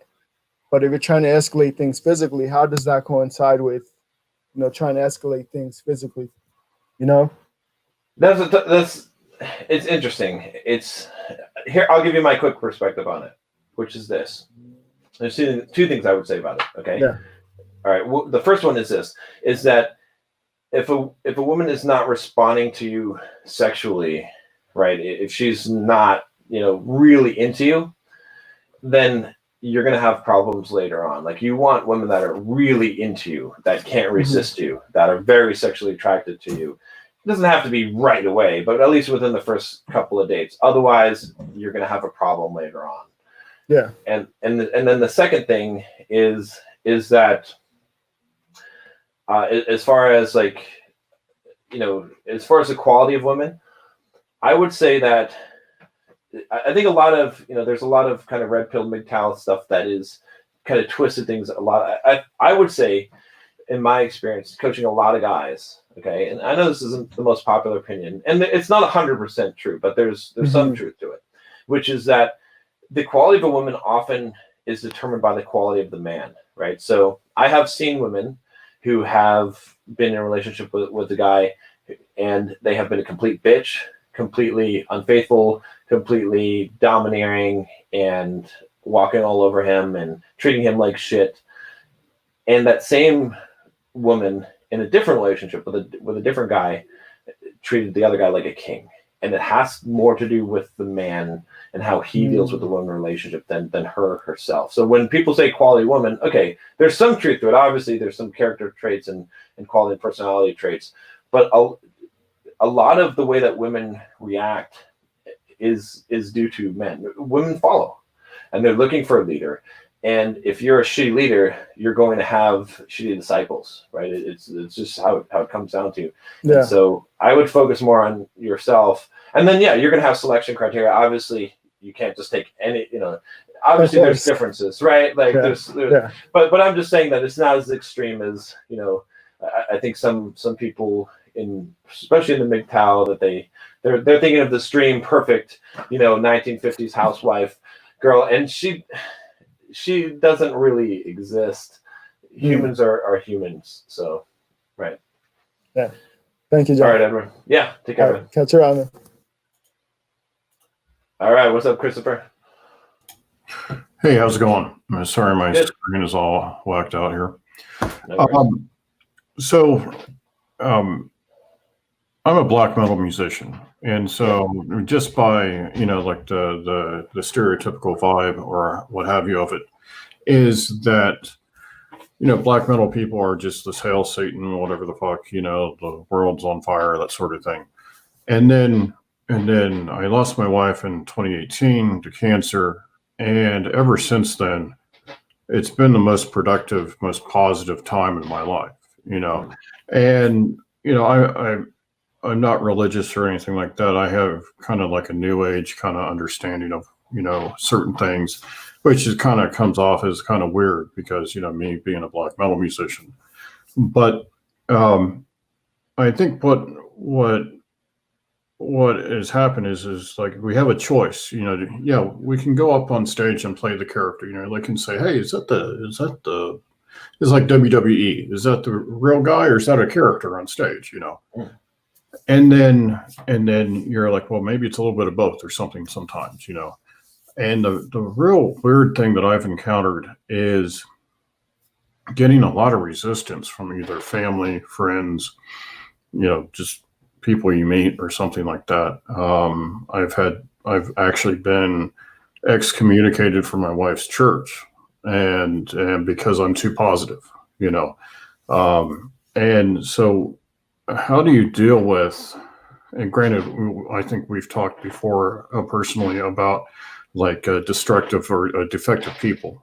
How do you deal with like when like your whole surroundings of people is like they're just pissed that you're so positive. I mean, we're waiting for aliens and meteors and the worms from Tremors to show up, and it's not going to be a surprise, when it happens, after all this pandemic. And then you're like, okay, well, let's have at it and, get things done, and people just flip out. Yeah, I mean, it's tough. It's definitely something that I struggle with, right? Because I'm kind of the same way. It's like, no matter what, like, there was a thing that I thought, perfectly encapsulated this mindset in Jocko Willink's book. Was it The Extreme Ownership, right? He talked about the idea that whenever someone brings him bad news, he's like, I think he says, okay, or that's great, or something, and I realized that's what I do is like, whenever someone, because I'm like, okay, that's great. It's like, okay, we're going to make the best of this opportunity. And people don't really like that response very much. They want you to be freaked the fuck out. They want you to, to feel the pain and the fear that they have. And they want excuses. They want to bring you an excuse and then you to validate their excuse a lot of times. And that's what it comes down to.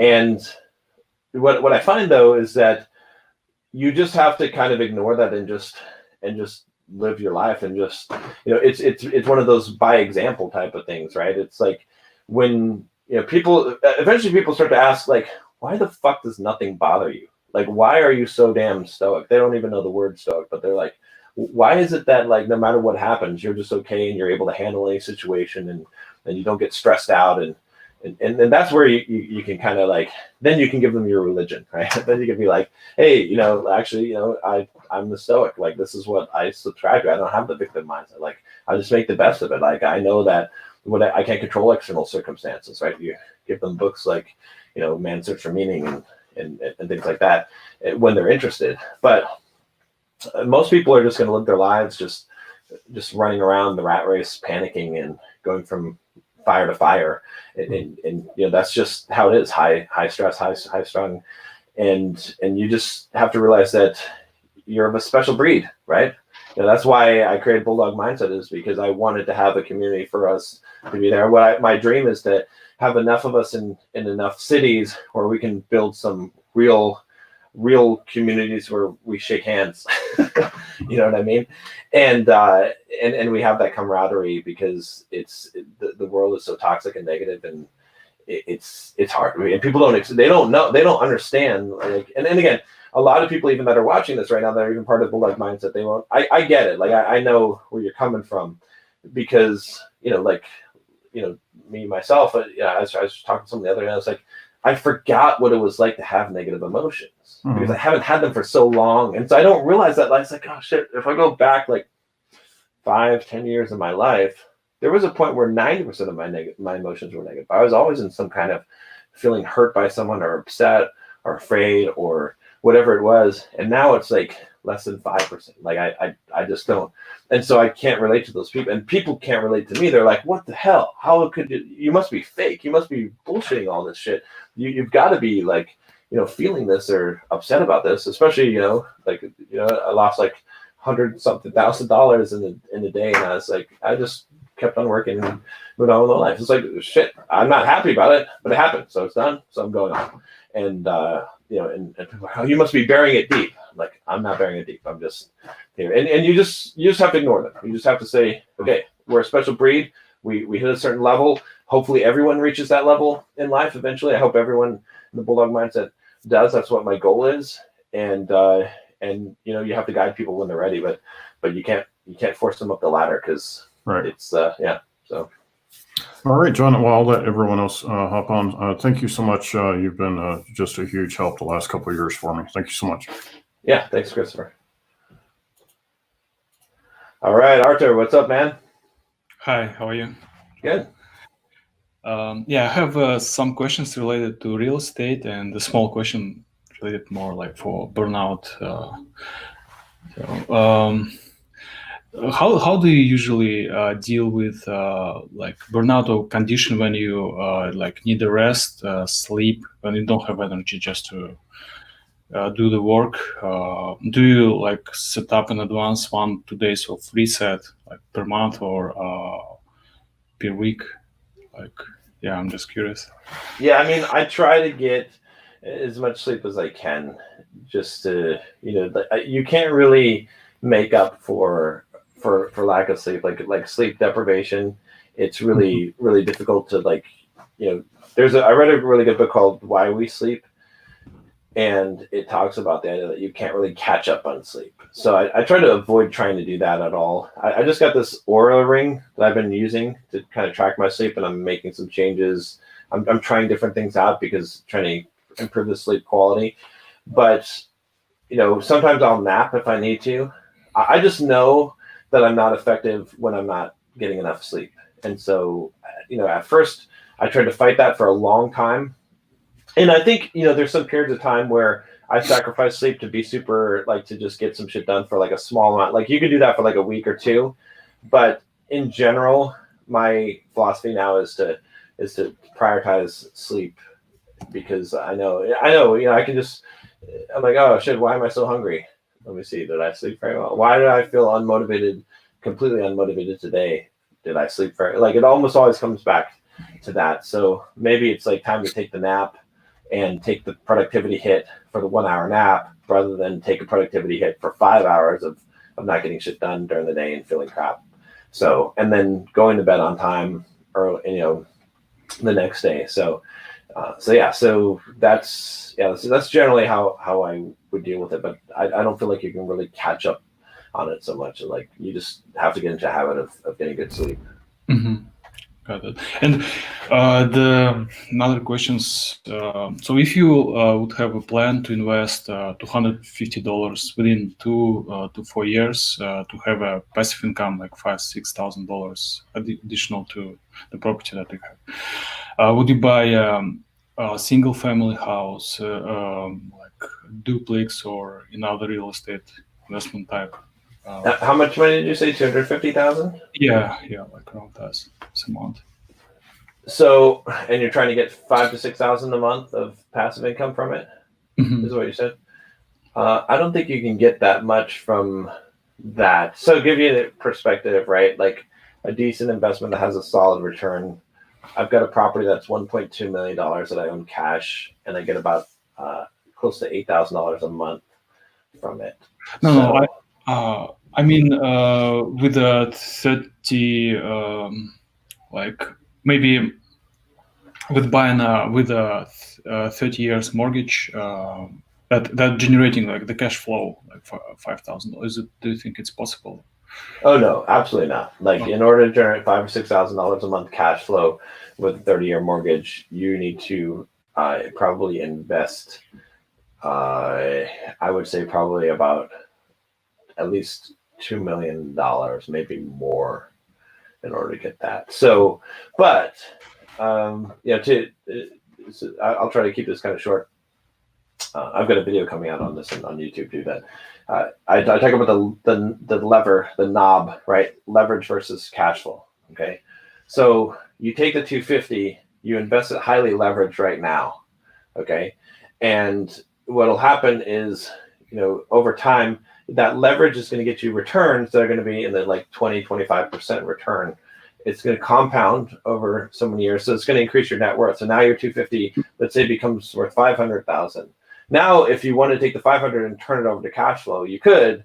Now, if you cash out $500,000 in cash flow, even if you got a 10% cap rate, right, that would be $50,000 a year, which is about $4,000 of passive income, let's say, per month. Okay, so you have to kind of decide where you're getting off of the bus, and you can turn it in the middle if you want, where you're still getting some leverage, so there's still some growth, and you're getting maybe half the cash flow, so maybe you're getting $2,000 a month, right? So you can kind of play with that lever, right? So, the best thing to do for most people, like if you have a goal of how much you want to retire on, how much passive income that you need per month, is to turn the lever all the way over to leverage for a while and let it ride in order to grow it to the point where because you can always convert net worth to cash flow. Okay, so net worth is what you want to go after, and then unless you're actually in the mode of trying to retire actively. Mm-hmm. And it's also, I guess it's hard to calculate. For example, if you buy 8 units to sell, for example, in 15 years to pay off all mortgage, to like to predict like how much money you will this time you can make like as a passive income, and what will be your net worth like in terms of real estate? So there's a book. It's called The Millionaire Real Estate Investor by Gary Keller. Okay, and let me grab this link here. Okay.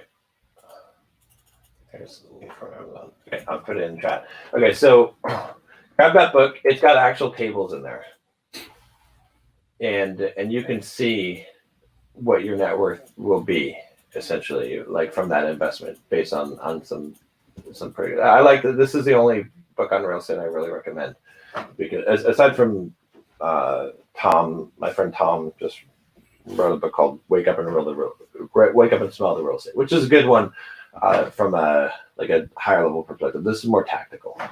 So in there, I think you'll find the tables, and Okay. you can use that to make your own tables. So. Yeah, thank you. Yeah, I will check it out. And the other just small question: would you recommend to place the property under LLC, especially under like Californian LLC or? Yeah. So, okay. Short answer for this is, if it's your first property, no, because there's not really a benefit, because the benefit of an LLC is that, like, if someone sues, like gets hurt on the property and they sue, like, then they'll only be able to get what's in that LLC and not the rest of your net worth. Right. Mhm. But when your net worth is all into the property and you only have one property, it doesn't really matter. When you start to have 2 or 3 properties, then it matters, because you can compartmentalize these. So if one person, if someone sues you and takes your first LLC, that's all they get, but they don't get LLC 2 and LLC 3. So I try to keep it as simple as possible for as long as possible. Got it. Okay. Yeah. Thank you. Yeah. All right. Vardas, what's up, man? Hello, John. Can you hear me? Yeah. Okay, so I have a real quick question. So you were saying that one of the best ways to earn money is to have side business while you're having your 8-hour job. So what I'm trying to do is to have a side business where I would teach children math. I would be as a math tutor because I have experience. But every day I work from Monday to Friday for 8 hours. I work as a civil engineer. So sometimes I need to work long hours, sometimes 10 hours, 11 hours because of the long project. And I will need to often delay my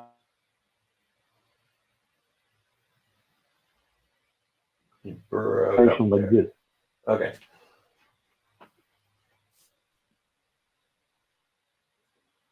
I think I'm not Can you sure. hear me?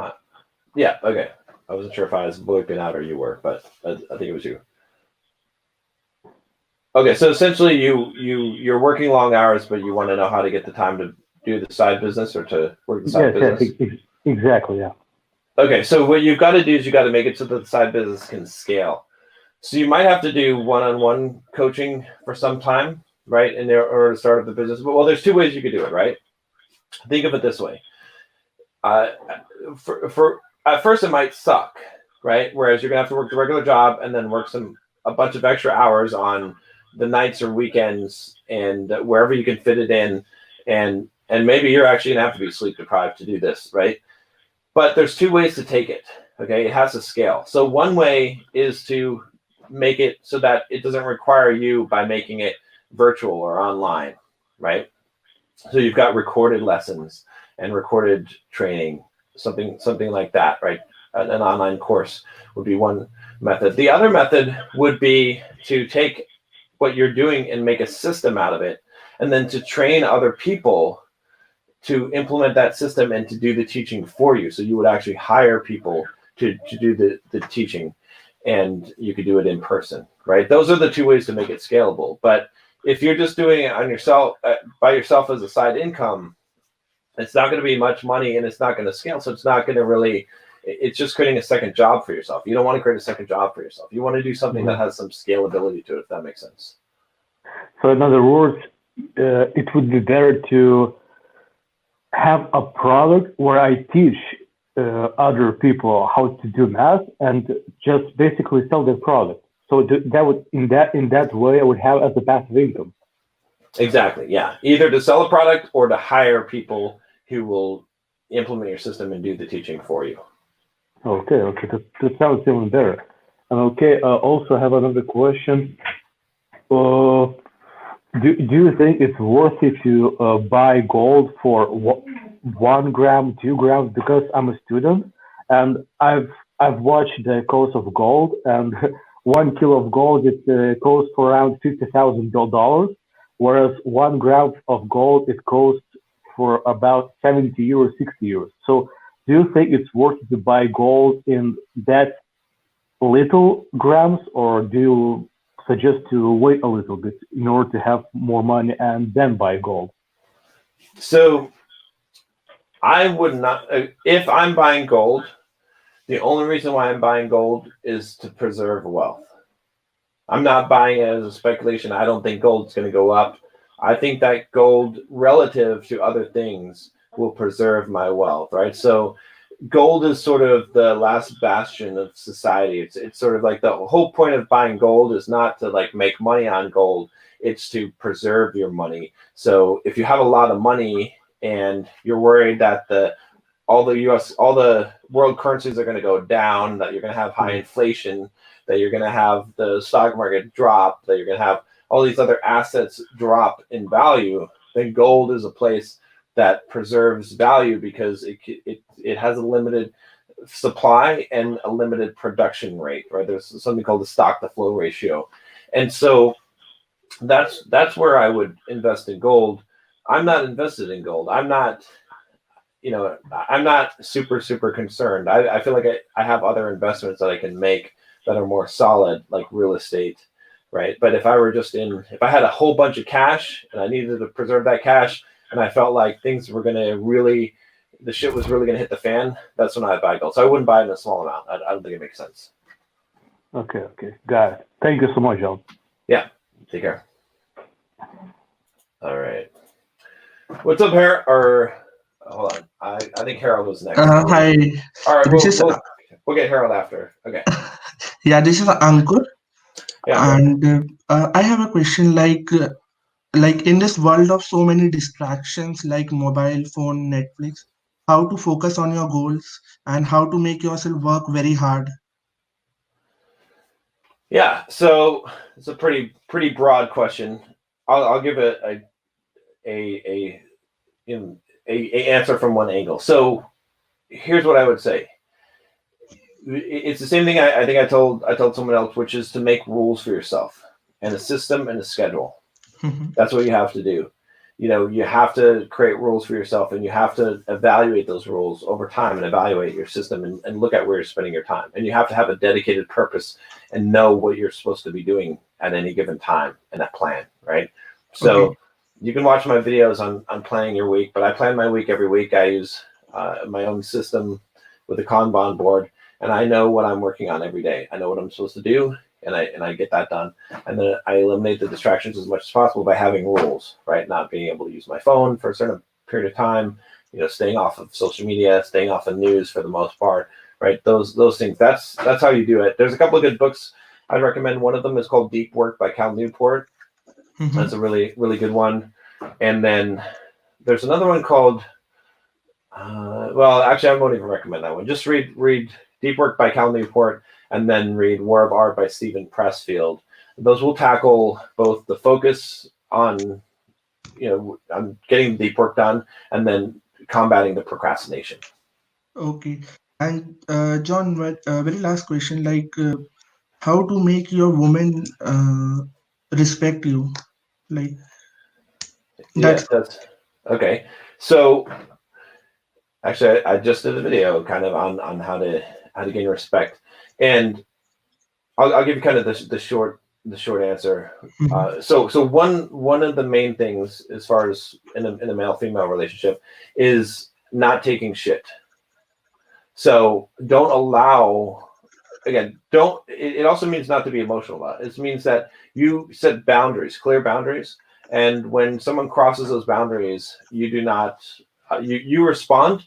You don't respond with threats. You don't respond with, you just set the boundary very clearly, and you remove yourself from situation when you need to, right? So if someone's fucking around with me, right, if I'm in a relationship and they're, whatever, talking some shit back, I'm like, look, don't talk to me like that.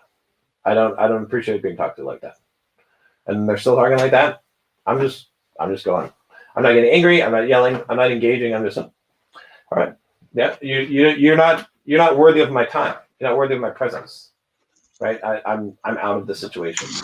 So that's the best thing that you can do. Your feet, right? You can move out of the situation. You can basically not communicate with people who do not respect your boundaries, and they don't get any benefits of being around you. Yeah, John, but we cannot move out of relationships in which we have, like, suppose if we are husband wife, we cannot move out of home and all. Then Yeah, but you can disconnect. You can just, as soon as you're in a relationship with your wife or whatever starts talking down to you or not respecting your boundaries, you restate the boundary and then you disengage from the conversation. Okay, fine. Thank you. It's like a penalty every time, right? It'll change things. So okay. Thank you. Thanks a lot. That's all. Yeah. All right. What's up, Harold? Hey, John. Sorry, I just lost my webcam, but No I'm a lot older than the people in this group, and I've been working 40 years, got a lot of money saved up, and there's this predator right out of the movie called the federal government, or the Fed that prints money. Yes. It's after my money. It's after my wife's money too, and they have no qualms about taking all of our money out of our pocket and stuffing it into somebody else's pocket. That's what I'm worried about. So we bought a house 2 years ago. We kept the existing house that we had, converted it into a rental, had to rent it a bit under market because we rented it in December. It's coming up for renewal again. And I've been looking for more houses over the last 2 years in the Dallas area. And it is really frustrating because the taxes for all of the people in the middle and the bottom doubled or more than doubled for the people in the bottom because they don't fix your tax rate. It's based on the market value, and they have the audacity to increase the tax rate on top of that. So the government's just rolling in money, and on top of that, they floated a huge bond issue in the Dallas area, and they broke it up into like 20 different pieces so that they could get as many pieces passed as possible. There was only one piece that failed. So we are headed for a Detroit disaster in 50 years in Dallas, I think. But that's not my question. So, we do have some cash. I'm mostly in cash. I was mostly in cash when the crash happened. Had a little bit in stock, so it's just like a pinprick compared to what happened to pension funds and other people who were heavy into the market. So I'm just wondering. I'm thinking about taking out a mortgage on one or two of our houses, possibly, because we have no leverage at all. We have a lot of cash flow coming in from the other property, but the taxes are really high on the property. So we're getting less than 4% return relative to what we would get if we sold the house. Because on Zillow, it just hit like a new high. And I'm telling my wife, look at what our house is worth. And I'm like, I don't believe this. This is insane. It's gone up 25% in the last 18 months, and it's probably correct. I was thinking of buying a house in December, and it was at the market. It was in good condition, and my wife nixed it. She said it was too old, and I'm like, oh, come on, buy this house, honey. It's a good deal. We can rent it for $1,600 to $1,800. And she says, no, it's just too old. And I'm like, ugh. And now I'm thinking the guy from Kung Fu is coming, popping up onto my screen, and he's saying, how do you know this is so? And I'm so glad I didn't buy the house right now, because I think the market's going to go down. The people who bought it had no clue as to what the rental market was. They put it up for $2,350. Didn't rent, cut it to $1,850. It's been up for rent for another month. It's still not rented. I'm thinking, what were you thinking? People thinking buying that house, renting it at $2,350? That's not what it rents for in the Dallas area. So, anyways, what do you think about getting into a bit of leverage? I'm thinking maybe houses will drop 10 to 50% in this market. I have no idea. But if they pop up at 50% down or at a discount if they drop 50%, I'm thinking of getting some more cash so I could buy some more rental properties. What do you think about that? Because my main concern is I'm heavily into cash, and I'm seeing that they've gone over the Rubicon. They've passed the Rubicon, as the saying goes. They're not going to be able to pay off this debt unless they default, and they're not going to do that. So they're just going to inflate the debt away by printing and printing and printing. So I'm looking at getting into real estate more, and also possibly moving into high yield dividend stocks after the stock market settles and we see who's still standing. And then the third choice is going in buying the euro, because those Germans are in control of it, and I think it's extremely unlikely they're going to inflate the euro because they're Germans and they've gone through hyperinflation. So I'll turn it over to you, John. Some good questions. Yes, you're in a different position than most people when you're sitting on cash here. I would hold on to the cash for now. The inflation isn't going to hit us yet. That's what I was saying. I'm sitting on a pretty good amount of cash right now at this point as well, because they haven't really turned on the printing machines yet, and we haven't felt the effects of the dilution of the dollar because of so many foreign governments pouring their money into dollars in order to preserve their money. So we've got it artificially pumped up, I believe, at this point. So with that said, as far as like the future and investing in real estate or not, it really depends on what your goal is, right? So what are you trying to accomplish? Are you trying to increase net worth? Are you trying to retire and have passive income? Oh, yeah. We're close to retirement. We're looking for passive income. So that's a goal. But number one is not being wiped out by the printing press. I mean, even if we just preserve our wealth, that would be a win in my mind. But I'm thinking if real estate falls, we'll be able to get some more properties and produce more passive income. Okay, so you're in a different position. So remember that cash flow and leverage knob. Yeah. You don't really need to increase net worth. So I wouldn't do much leverage, if anything. You've got a few options here. If you really want a hands-off option, you can do like syndicated deals, like CDDs, where you're going to get basically like a 5-6% return, and you don't have to do anything to manage real estate. Now, obviously, I would wait to invest in that until the market crashes, and then get into some CDDs, and they're 1031 exchangeable, so you can just keep on rolling them over, and you're basically just getting a check every month. It's a real simple way to just get cash flow without having to do much, and you don't even have to think about, I got some recommendations. If you email me, I'll send you a referral to one of the guys I work with that I bought a CDD from. Sorry, not CDD, DST, Delaware Statutory Trust. It's a special syndication where you can do 1031 exchanges into it. And you could do that even with one of your properties now. It might be a good idea to sell it while the market's high and move it into that if you want to just focus on cash flow. And you can use the 1031 exchange rules to bump it out so you don't have to buy right away. You could wait till the market falls and whatnot, or you can just put it into cash right now and then just take the capital gains hit for now, which might not be a bad idea. And then as far as for the future, like you could invest in real estate for sure. I would avoid, here's what I would do if I wanted to just do get cash flow. I would keep my primary residence in Texas because you've got a favorable tax rate, and get the homestead exemption on your primary residence, which will reduce your taxes, obviously.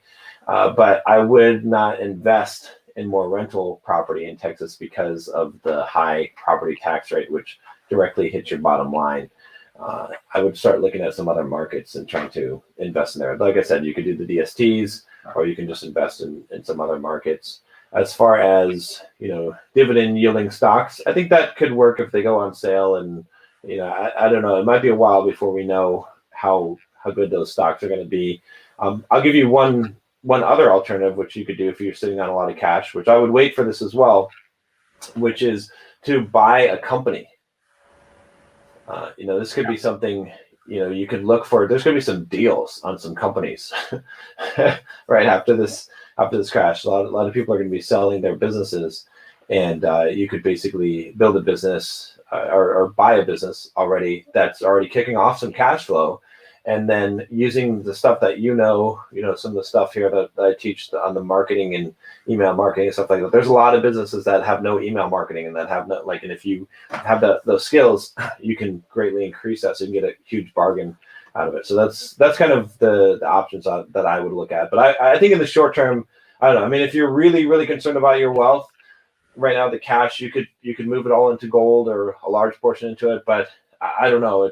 I wouldn't do it. I think gold is such a small market that it can be manipulated. I think it should be a lot higher than it is right now. Mm-hmm. So I bought it when it was really high, like 6 or 7 years ago, but it's come back almost to what it was. But given the panic that ensued, and it only went up to 1650, you got to wonder what's going on behind the scenes. So I think that market is just too small that that these big central banks can manipulate it.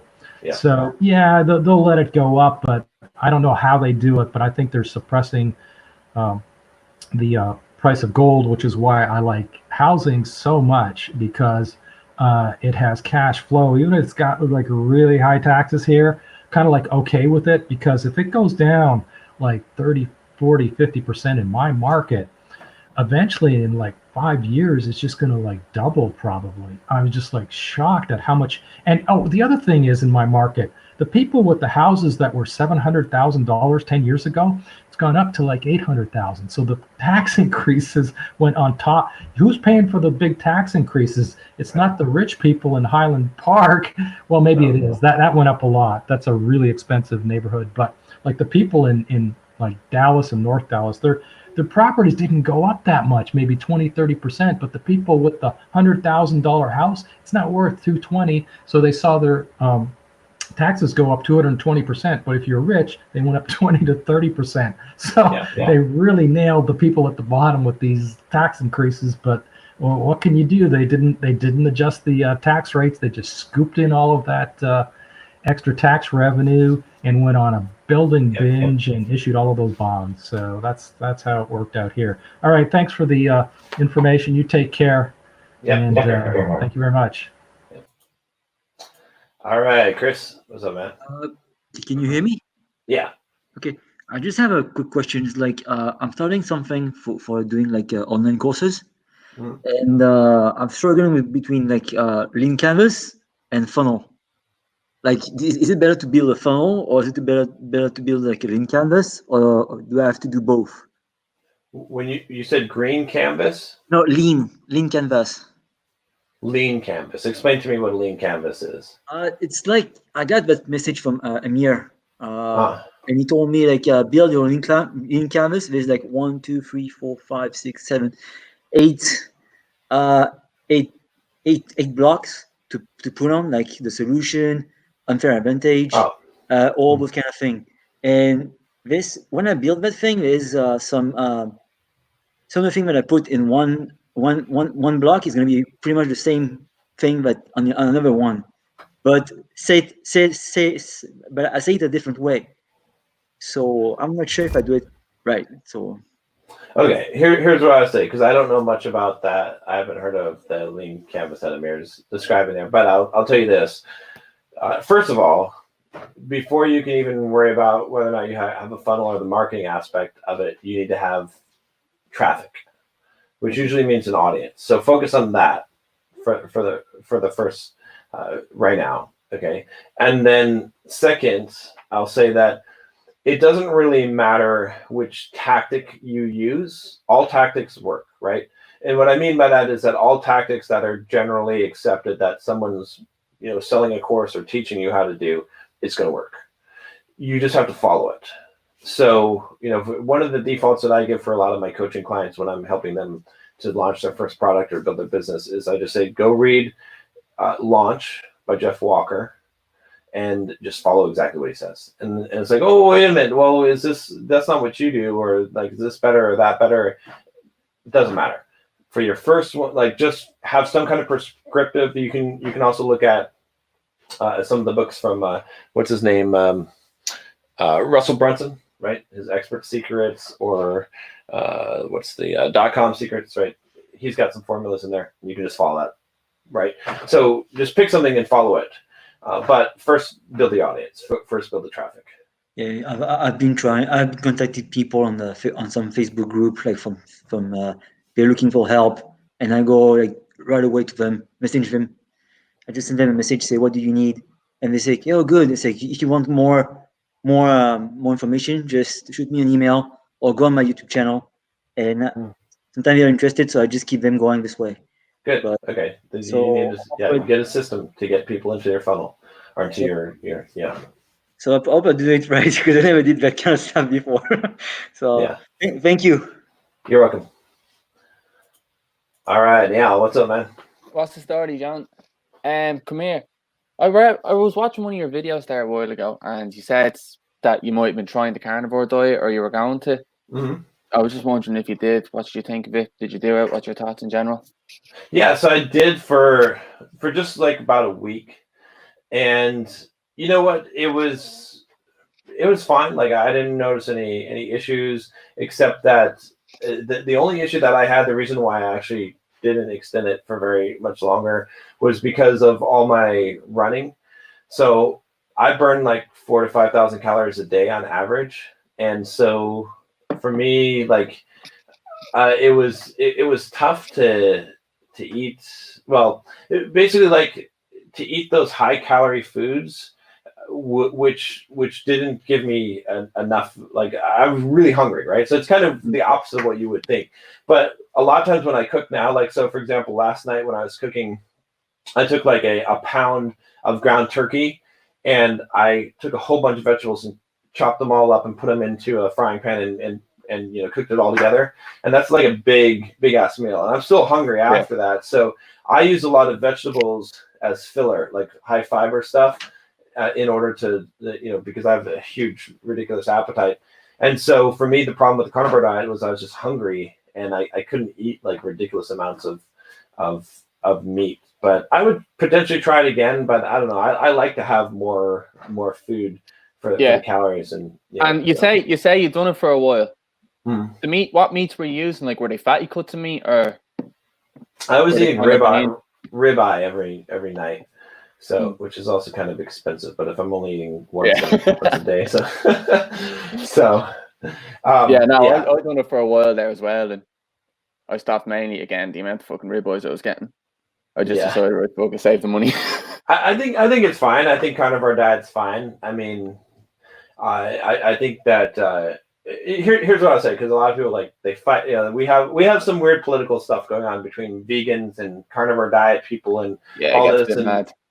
And here's what the truth of the situation is that sugar and processed foods are bad.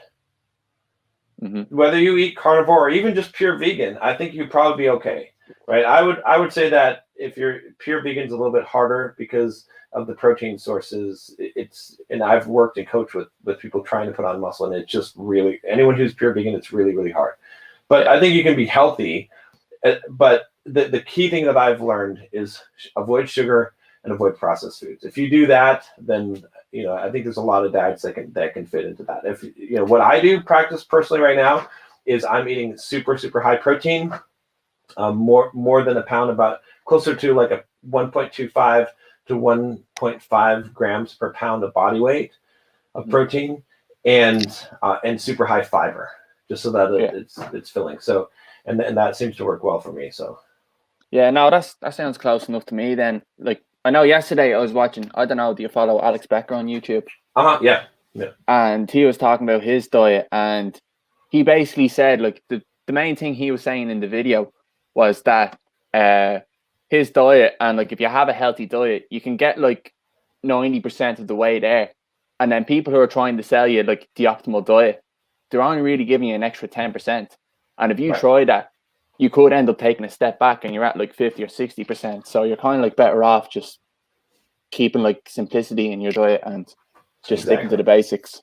Yeah, I pretty much, like, the thing that I do is is I started tracking my food now, which I hadn't done for a while, just to track it, just so I know. And then I just buy the same foods. I just buy a bunch of cartons of egg whites. I buy a bunch of ground turkey. I buy a bunch of fat-free yogurts. I buy strawberries and blackberries, and I buy a bunch of vegetables.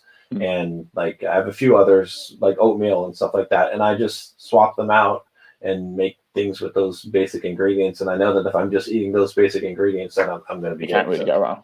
Yeah. Yep. Yeah, no, cool, man. That was pretty much that then. And oh yeah, thanks for sharing out the blog at the start. That was nice. Yeah. Yeah. Awesome. Good luck with that, man. Yeah. Cool. Okay. Cheers, John. Yeah. Cheers. That's. Oh. Okay. All right, Slava, what's up, man? Hey, what's going on, man? How you doing? So two things. First, this is kind of going back to, I think it was Dustin's question about when you reap and when you sow. Okay. And applying that to dating, right? Yeah. So, going out and approaching a lot, working on your game and so that takes quite a lot of time. But also seeing girls and, if you're several times a week, you're sleeping with girls, then that also takes a lot of time. And if you do both together, well, then it's tough to get enough work in. So this is obviously like after the coronavirus shit ends, and you can cold approach again. But for this question, how do you approach that reap versus sowing on this in this application? So you're saying that because of just the time constraints that it's right? Yeah. That it takes like working on the game versus like following up with your leads. Well, no, even the ones like seeing the ones you've already slept with, like the ones that seeing them regularly, having like regular partners. That if that's several times a week, and then you're trying to also game a few times a week, that's that takes up a lot of time, right?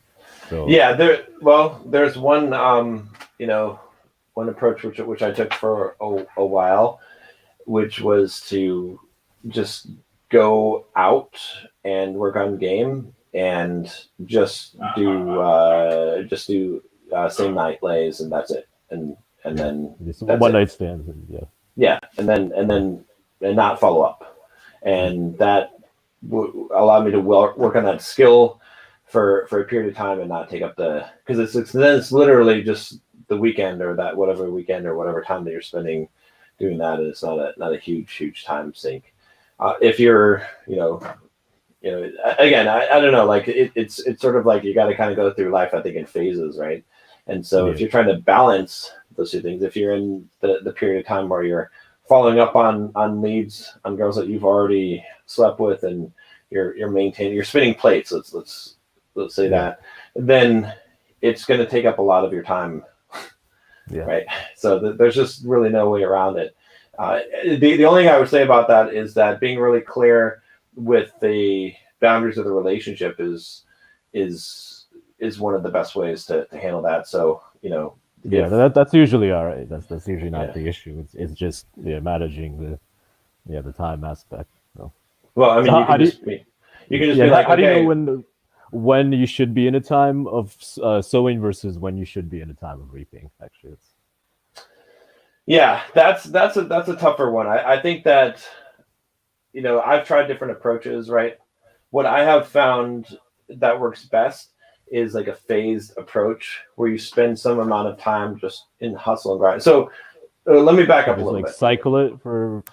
Yeah, but let me back up a little bit and say that you have to put in at the beginning of this. You can't cycle until you've done enough sewing, right? So you need, you need to be in fucking hustle mode to build a business or something like that, where you don't have a social life and you just focus on that one fucking thing, like your fitness and your business, right? To dues paid, right? So you got to get to that point, and once you get to that point, it's like pushing a boulder up a hill. Right, it's like okay. Every time when you're pushing the boulder up a hill, the last thing you want to do is is stop pushing the boulder and go over here for a minute, because it's going to roll back down, and then you're going to have to push it back up where you were, and maybe you'll make some progress over time if you can quickly catch the boulder before it rolls back too far, right? But there's a point where you get momentum on your side, where you get the boulder up above the hill, and it actually starts to roll down the hill, down the other side. and you can kind of ride the boulder down the hill. Then you can go over and do whatever for a while, and it doesn't matter because the boulder's still rolling down the hill without you. And you give it a push, now it rolls a little faster, and then you can go over and do whatever you want. And so that's kind of how I view it. It's like at the beginning stages, you got to be constantly pushing that boulder and not losing any ground.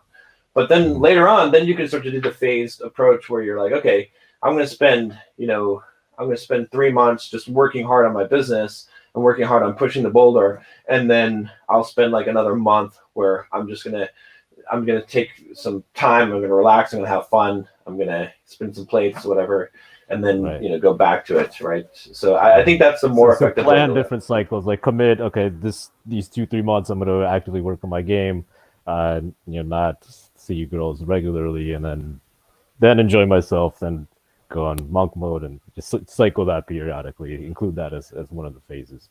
Yeah, I think that is what works the best. So okay, good. Yeah. All right. So and then just one more thing is like, so because of the lockdown, like I ended up, like my original plan, like macro plan for the year, going to change because as you recall, it was transmutation upon a certain period. Then like right now under the macro plan, it'd be cold approaching a lot, but obviously that's not happening. And so I've had to at first I kind of fell off. There was a period of time where just was wasting too much time. Was got addicted to Tindering basically and smoking weed. And it was, but I've planned out like a new kind of macro plan where this next time I am seeing women right now, so it's not exactly like transmutation time, but it's also not obviously not going to go out and hustle. So it has to be a period that's kind of in between where I'm still working a lot more than usual, but still allowing this time, and so. Let's see. I guess any general comments about like when you restructure and then like obviously the hustle time will have to be longer, and then I have to push other things back. Like what's your general take on? And it was quite stressful to like adjust my life plan. So how do you mentally process that?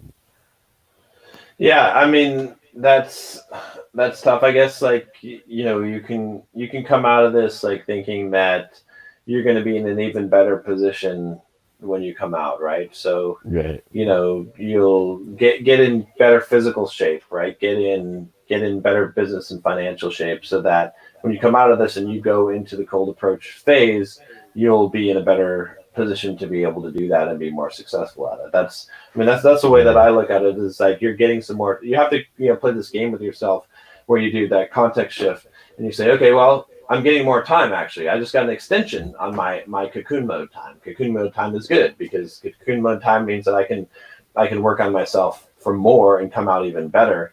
And so I think that's the only way that you can really play it.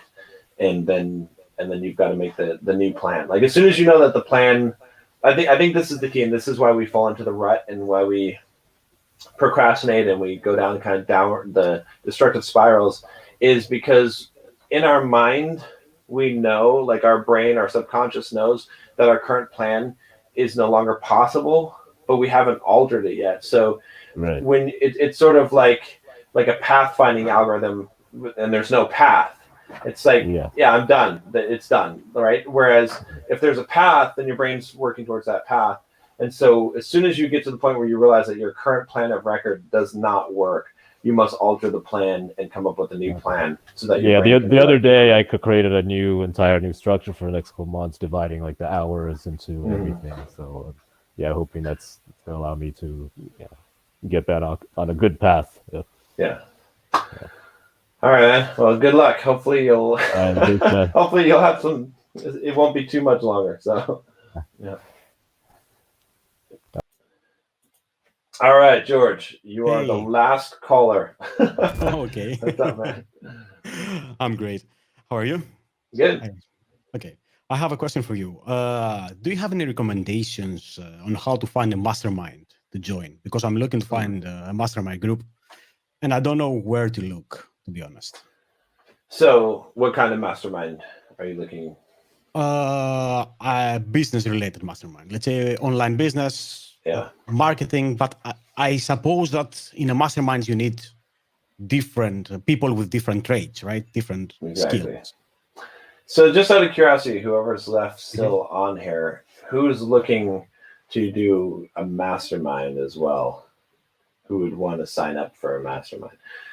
The reason why I'm asking is because it's actually on my agenda. I know that a lot of you guys want a mastermind, and I talked about this a little bit before, but I'm planning on building out a business tier of Bulldog mindset that's not a mastermind. That's just people that are getting started in business that maybe don't have the money, and then doing a mastermind one where we do group coaching, group calls, maybe like 8-9 of us, and doing hot seats and stuff like that. Because I think that's valuable. And I'm trying to think of, so I'm going to be building one this year and getting guys that have businesses in there so that we'll have a good mastermind. I don't have it yet. I'm trying to think of, so here's what I would suggest in the meantime is you can reach out to people and build your own mastermind if you know some people that are in business. That's what I did initially for my Entrepreneurship Mastermind, which still exists. But yeah, it's tough. I've been through a lot of, so one of the reasons why I'm creating a mastermind for Bulldog Mindset as well is because I've been to a lot of masterminds. I've paid for a lot of masterminds that were not really very good. I felt like it was just a money grab where they were just like trying to charge, whatever, $24,000 a year. And it was like, just, it wasn't really like focused on working on the business, and I didn't see a huge value from it. So I want to create something that is a lot more valuable, that actually achieves what I think that the purpose of mastermind is, because I think a lot of people just started making all these masterminds. So I don't really have like a good one to recommend. I know there's some out there, but yeah. How did you find the others on the Entrepreneurship? Because I know that I follow you on that, but also YouTube channel, and then I saw that initially you were totally different people in there. I mean, you were not the ones that are today. Yeah. So the way it worked for me is that I basically found just, I had a couple of guys that I worked with from a company when I was a software developer, and they were both had kind of like entrepreneurial, interests. And I read Think and Grow Rich by Napoleon Hill and the idea of mastermind. And I thought, hey, let's let me invite these guys. And because I was chatting with both of them, about business ideas and stuff, I was like, let's all just do it together, and then we'll create a podcast out of it. So that was kind of how that formed initially. So, but now, like you said, like one of two of the guys have left, and we have two new guys, and so yeah. Okay. So I will wait for your yeah, I'll try to get it soon. I mean, if you can find some people, definitely, yeah. But yeah, I'll try to. I know that a lot of people have been wanting me to get it together, so I'll try to get it together pretty soon. Okay, thank you. I know. Last question that it's like totally relevant. How many lights do you have there? How many lights? Your build light, yeah. I've got. There's one right now. Well, I've got a skylight too. Well, it's a cut in the ceiling, right? So there's daylight coming in right now, and then I've got another light up here. I just turned it on now, but I've got one light on the desk there. Okay. All right, George. There. Oh. All right, guys, that is about it. I had a bunch of questions that were queued up. Let me see if I can quickly answer some of these that. I don't really see. There was a couple of quick ones I wanted to hit, but we're pretty far over time here. Oh, there was one. Okay, this one I just wanted to address real quick. What should people? Tech Boy Show asked, what should people who were bulking keep on bulking? No, do not bulk right now. It's not a good idea. I think that when you can't gain muscle, it's when you can't get to the gym. I mean, if you're got gym equipment and shit, then sure, it's fine. But I would avoid the bulking right now. So, all right, guys, that's it. Thanks everyone for joining. And yeah, Take care, guys. That's just a sample of the live streams that we do every single month here on the Bulldog Mindset membership. We're a tight community for $7. Try it out. See how it works for you. You know, it's definitely going to be one of those decisions that has the potential to completely change your life. And I'm not being dramatic. So many people have changed their lives, run marathons, have done incredible things, started their businesses, have built passive income from joining Bulldog Mindset, and mostly because they're being around guys that are also motivated in doing those things. There's such a power in that community. This is just a taste of what we have inside the Bulldog Mindset membership. So make sure you get in there and don't get left out.